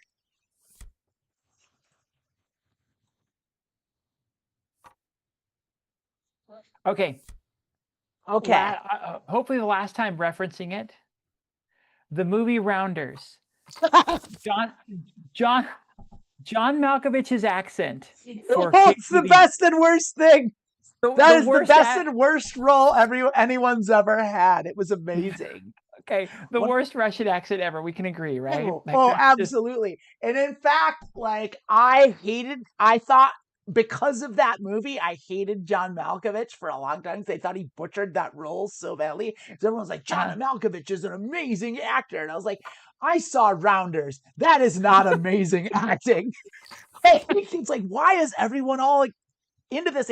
And then he made another terrible movie called The Man in the Iron Mask with I think it was Leonardo DiCaprio. Leo, yeah. And if I'm right, it was Gerard Depardieu. And it was fucking awful. It was so bad. And it sucked because I knew that I'd read that book and I loved the story. And I was super stoked because it looked cool and it was like it had all these guys that I liked and it was a great story and it was just like and I watched the movie and I was like, maybe this is so fucking bad. How are they acting this bad? And he was so bad in it. His acting was so bad. And I was like, so Rounders and The Man in the Iron Mask back to back, we're like, fuck this guy. Why does everyone suck this guy's dick so hard? And then I saw Being John Malkovich and I was like, okay, now I get it. Yeah, I think I had a similar opinion of him. Like he's not a great actor, and then no, he is great. He's great. He's funny, is what he is. He's a jokester, and so he did that. He did Rounders on purpose. He knew what he was doing. He knew how bad that accent was. It's hilarious. You watch that now, and with that perspective, and it's roll on the floor laughing. Okay. This is the gag, fantastic. And you're in on the gag. Yeah. Yeah, exactly. Okay. Fair enough. And especially because Ed Norton was such hot shit at the time too, because I think that's the first movie he did after I think it was Primal Scream, which is the one he got the huge that thrust him into the scene of being a legendary actor. I think it had such a bad, boring title. I think that was it, where it was a court guy and he pretended he convinced his lawyer that he was innocent when really he did it. And he was good in it and it was good acting and he is a good actor, but everyone was super into Ed Norton and he did that and then he did Rounders and then I think he did Fight Club after that. I think did he do the score? I think I'm assuming just based on the character and the way it's played that right around the same time he would have done the score, which is a very similar where he portrays as one thing and he's just a shady shithead in real life. Mm-hmm. Do you know that one where he plays the? I don't know that one. He plays a mentally handicapped person. This is the character that he's playing within the movie, to fool these people. So he gets in as a janitor in something. I think it's a police compound, a police impound thing. So there's all kinds familiar. Of money and stuff. But he's double playing everybody and this seems like a very similar character to Worm from from Rounders, and so I thought I'm just assuming those are very similar. Yeah, they're probably all back to back. timeline. Yeah, that sounds really familiar. Like I probably saw it because I was psyched on Ed Norton back in the day. I still Yeah. like Ed Norton. He's good. I loved him in Knives Out or The Glass Onion. He was awesome. Yeah, He's great. Ed Norton's great. his Hulk was He's the good cool. Hulk, until I never saw Ruffalo. any of those. I didn't know he was I didn't know he was the Hulk at all. Yeah, he was. It was a Well, one-off. he played one of Bruce the Banner, right? Like that, Yeah. or is it David Banner? Bruce. Yeah, he was like one of the Yeah. first Marvel movies that was worth a crap. Like it was in the period where it was all garbage, and so that was like one of the ones like, oh, they can make a As good far as movie. I'm concerned, we're still in that period. Love I'm it. sorry. I couldn't. I've been burnt out on superhero movies since like Batman, like since like I liked the Christopher Nolan Batmans, but like because I Yeah. love Christopher Nolan, but like if it wasn't Chris Nolan, I wouldn't have watched those movies. I love those Okay, movies though okay. because of everyone that it was and because it's Chris Nolan. It's like I like Christian Bale, like. So I think we've had this discussion before. This is a good hand. I'm gonna play it. I think we've had this discussion before with Batman. I don't know if I've had it with you, but like I feel like so we talked about like Edward Norton and Mark Ruffalo, right? Playing the Yeah. Hulk, right? But they didn't play the Hulk because the Hulk was like animated, right? It was like CGI'd. Yeah, they're playing the Bruce Banner character. Yeah. Okay, yeah. So hang on. This is a hand I got to play. We'll get back to this. Put a pin in that one. I got to play this hand. So we're gonna The check clubs raise are in our this. hand though. If we're gonna see what they do. If they bet, they're gonna bet. I'm gonna raise. Oh, even though they have an ace. If they have an ace, they might be That's how they're betting small betting. because they have like an other kind of pair. I'm gonna raise. Okay. I'm gonna raise pot, and we're gonna see what Think they they have do. aces and fours? I don't think they have. I think they could have. They could have an ace. They have an ace. So I'm gonna let that go. I wanted to see what they had because I figured like we could either take it down and buy it, or they would call. But they definitely have an ace. We do have a nut flush draw though, is the thing. But they could have an ace, which means they could, even if we hit our flush, they could catch a full house, or they could have a full house already. So yeah, true. I maybe should have bet. I should have maybe re-raised small. Looking back, I should have just min clicked the re-raise. I don't know if it does anything, and if they have the cards, it's not going to matter. No, I mean that would have let me know what they had. Like they let me know what they had, but I didn't have to spend 12 big blinds to do it. I could have done it with 3 big blinds, and I should have done it that way. So I made a mistake. I didn't make a mistake in the decision. The mistake was in the sizing. I should have bet. I should have raised small. Is what I should have done. And so here we've got a hand here, and we did raise. We did 3-bet them, and we have top pair. But they min click bet. So I'm going to go ahead and I'm going to bet this again. I'm just going to do a half pot. I'm going to be real lukewarm because I'm lukewarm on what they have. And so if they have a good hand, they'll raise. And if they have a bad hand, they'll fold. And if they have a call, they'll have a marginal hand.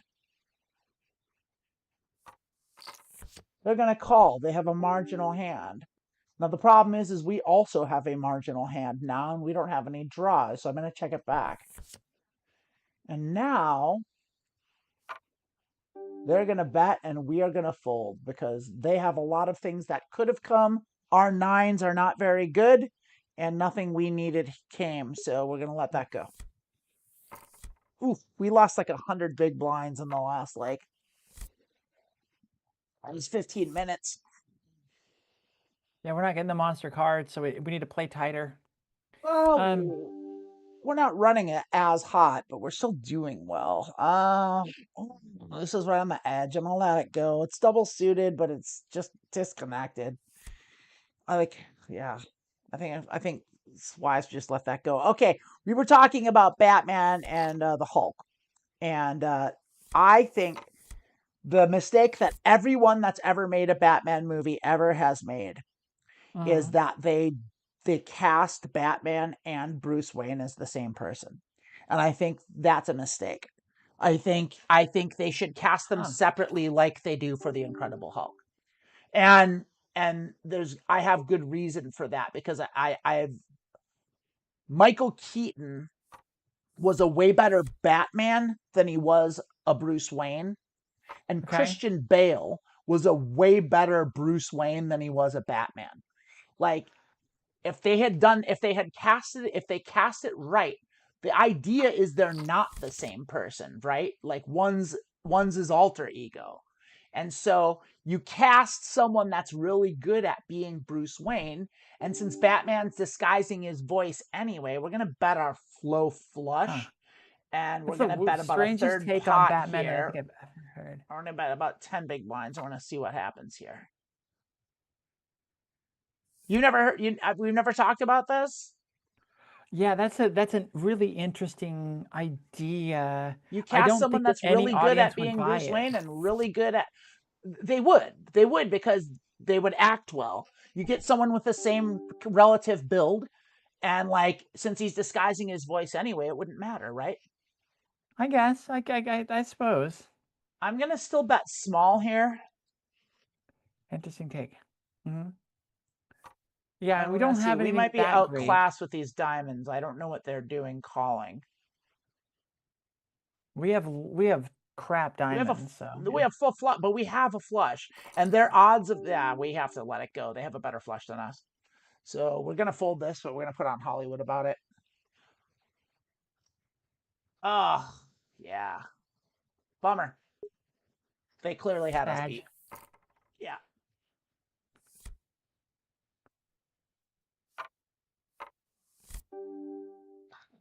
What do you do about that?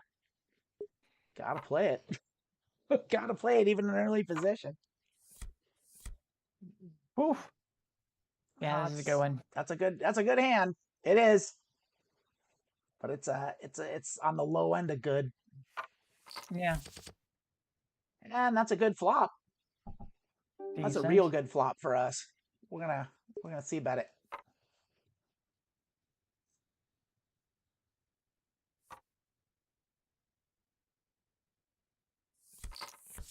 Did Chad have any Batman responses? Oh, Charlotte says to watch Darkman again. Watch Darkman again. I do need to watch Darkman again. I really need to watch. I haven't seen it since it came out. The like early 90s Darkman? Yeah, early 90s Darkman. Okay. I feel... oh, we did. We won. Good. So I was sweating bullets there. It's like, ah, shit, our hand just did not pan out. So that's all right.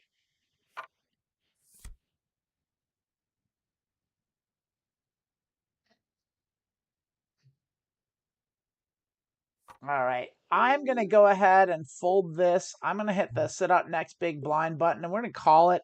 We're up 34 big blinds, and I feel okay about that. We'll do one more orbit here, and then we'll call it a day, because we've got border trans coming up.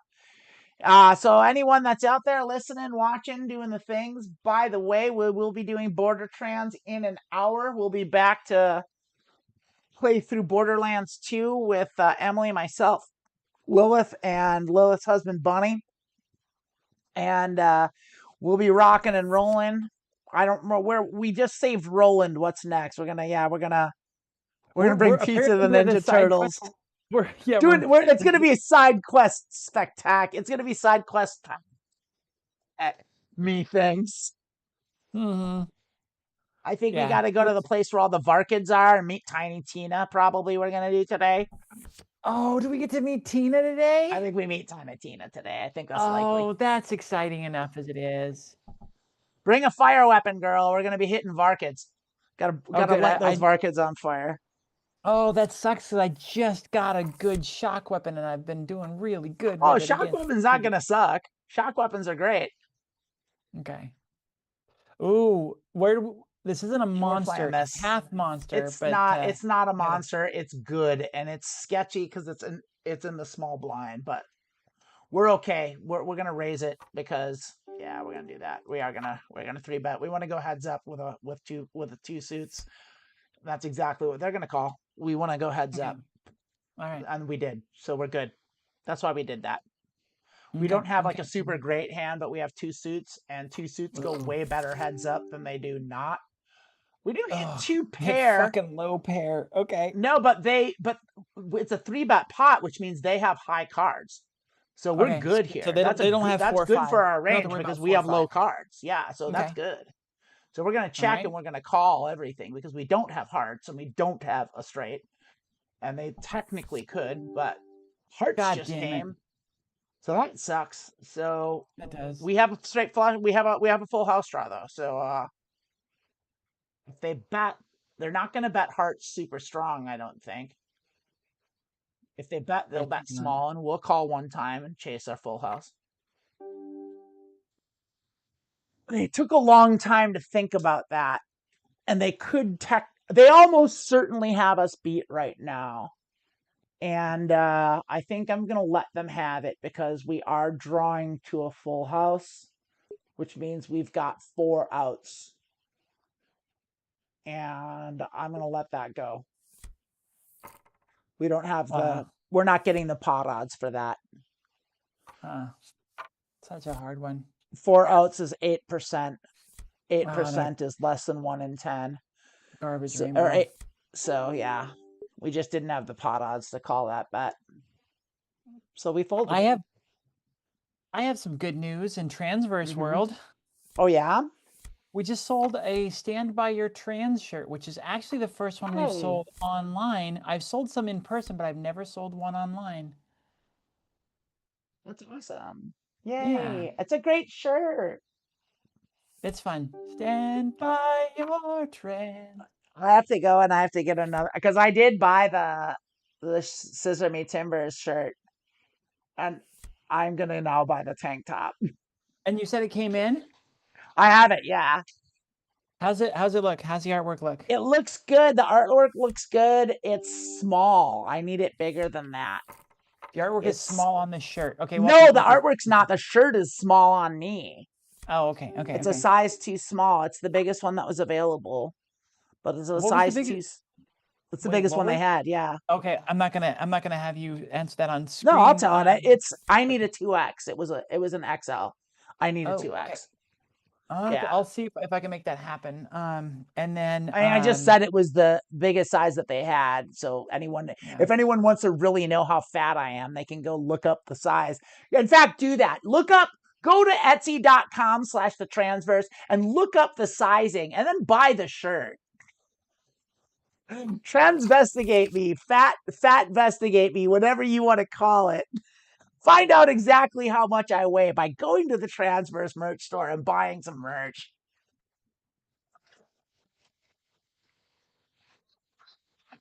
I don't know if I just broke all the rules or what.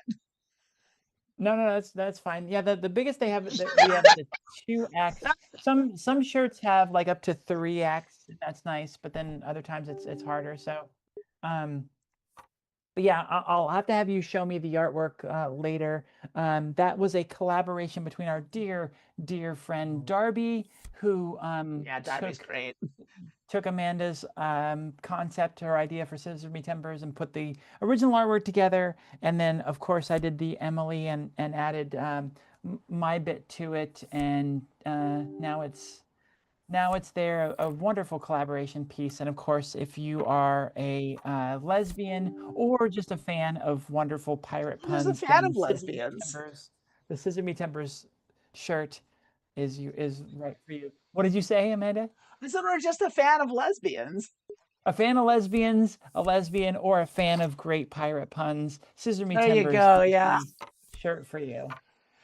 We've ended our game today. I'm gonna exit the table, and Emily, you can bring your camera back on. We'll do a post game here. Let me just get that ready to go here. Yeah, we'll do that. Jumped on bring too quick. it over. And I still have my it'll be there soon. on. It's gonna go to there. I don't have a good way to do this yet. I don't have a smooth way to transition to this, but here we are. Hi, Emily. Welcome back. Oh, I see you did find a poker room. I am in the poker room. We're just in different wings of the I like yours better than mine, actually. I don't like the TV in there. I think the TV is a bad choice, but I like the window. I like the window to the elegant patio.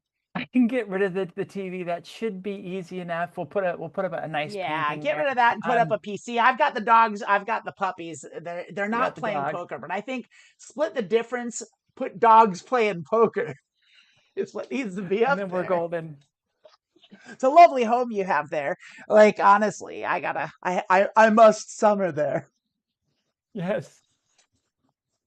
This is clearly yes an Australian poker room because I'm Yeah, sure that's the clearly, thing. clearly And Australian. yeah, and that is how we have staged our house, and this is just how we live on a daily basis. Of course, It's just how you do. never That's what you mind gotta the do when weird you're flipping awesome. behind my head. This is really where I am.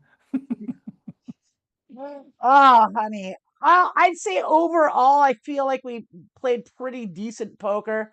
I Yeah, recognized a couple leaks there. I gotta stop calling when I know I'm beat, and I know that is my current biggest leak right now. It's like I call down on rivers when I shouldn't, and I'll be perfectly honest. Like I feel like anyone betting on a river, if we don't have the nuts or near if we don't have the nuts, we should just let it go because I okay, don't feel like anyone's ever bluffing the river. They're never bluffing the river. Like we should be okay. over folding on river bets, over folding, and especially a river raise, and especially a river check raise. Like it's like that's like just get the fuck Oh, out. It doesn't yes, matter what you the have, check raise. just Yeah, fold. yeah, Like yeah, and because that's they're my just trying to get biggest your leak money. right now. Well, Yeah, yeah, they're just they are. It's like they know that they've got the nuts and they're putting their chips in the pot, and it's like it's reasonable. They're right to do it. It's just I'm wrong to call. That's it. That's my bad. That's my leak. That's my biggest recognizable leak at present. But I'd say overall we played good poker. I mean, we definitely made a couple mistakes, but like I don't think we made any super egregious ones besides calling that flush. I think we got a little lucky too. yeah. We definitely hit some hands with that. That's number wang. Well, Like, yeah, that's and how when it you goes. yeah, and when you consider that we were down 40 big blinds at one point, Not we quite ended up close, yeah. we ended up 140 big blinds, and we're now About only up 130. 33, but still, We're you up know, about 30. So we bought in for 100. So we were down about just under 40 and we ended up about 30, yeah, 31 big blinds, which is great. You yeah, know, it's always and going to that's be the up. thing. Ending up is the most important thing. We It can really sit here. is, honestly. We can sit here and whinge about the fact that, like I said, we were up to about 230 big blinds at one point, but Yeah. ending up is still the better thing. And I think just a little bit more discipline, a little bit of a more solid strategy, and I think you got it. I mean, I don't feel like even that 100 big blinds that I lost, I don't feel like, because I lost a lot of them to the hand that just like ended up, Just like got beat. yeah, we just got beat. Like, and, Yeah. and it wasn't, it's like the bulk of the chips that I lost was still playing correct poker. Like, and I stand by that. So there's a school of thought amongst the pros that you don't want to be results oriented. And what that means Mm. is you don't need to win every session. Poker is one big long lifelong session. Your Yeah. goal is to not win every game you're in. Your goal is to have a win rate. I win Okay. this Yeah. much. I win this many big blinds per hour. That's my win rate because I consistently win more than I lose. That's the goal. And that's being a profitable player. And I am not there yet. And Okay. but you don't want to be results oriented in the I mean, obviously you want to win because that's how your win rate goes up. But it is important, like you said, it's like conservation of chips is just as important as winning chips. But at the same time, you want to just find the balance between you don't want to saran wrap your chips and be scared to put them in the pot. You got to put them in the pot. Like Yeah. and that move where I pushed all in, I still think was the right move. And we did have them beat when I put the chips in and when they called, and we did have draws, but they hit theirs and we didn't hit ours. So Yeah. that's the way it goes, and that's poker. And we were right to make that bet, and they were right to call, and it ended up like it ended up. But like I would take that bet every time the same way 1,000 times.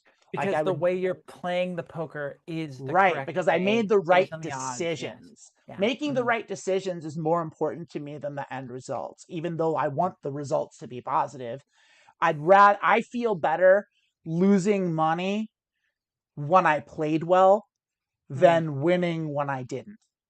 If that makes any Fair. sense. Yeah, because Like you if said, I it's the won long because game. I got lucky and I made bad decisions but I sucked out, like I don't feel as good as if I lost when I played and made all the right decisions.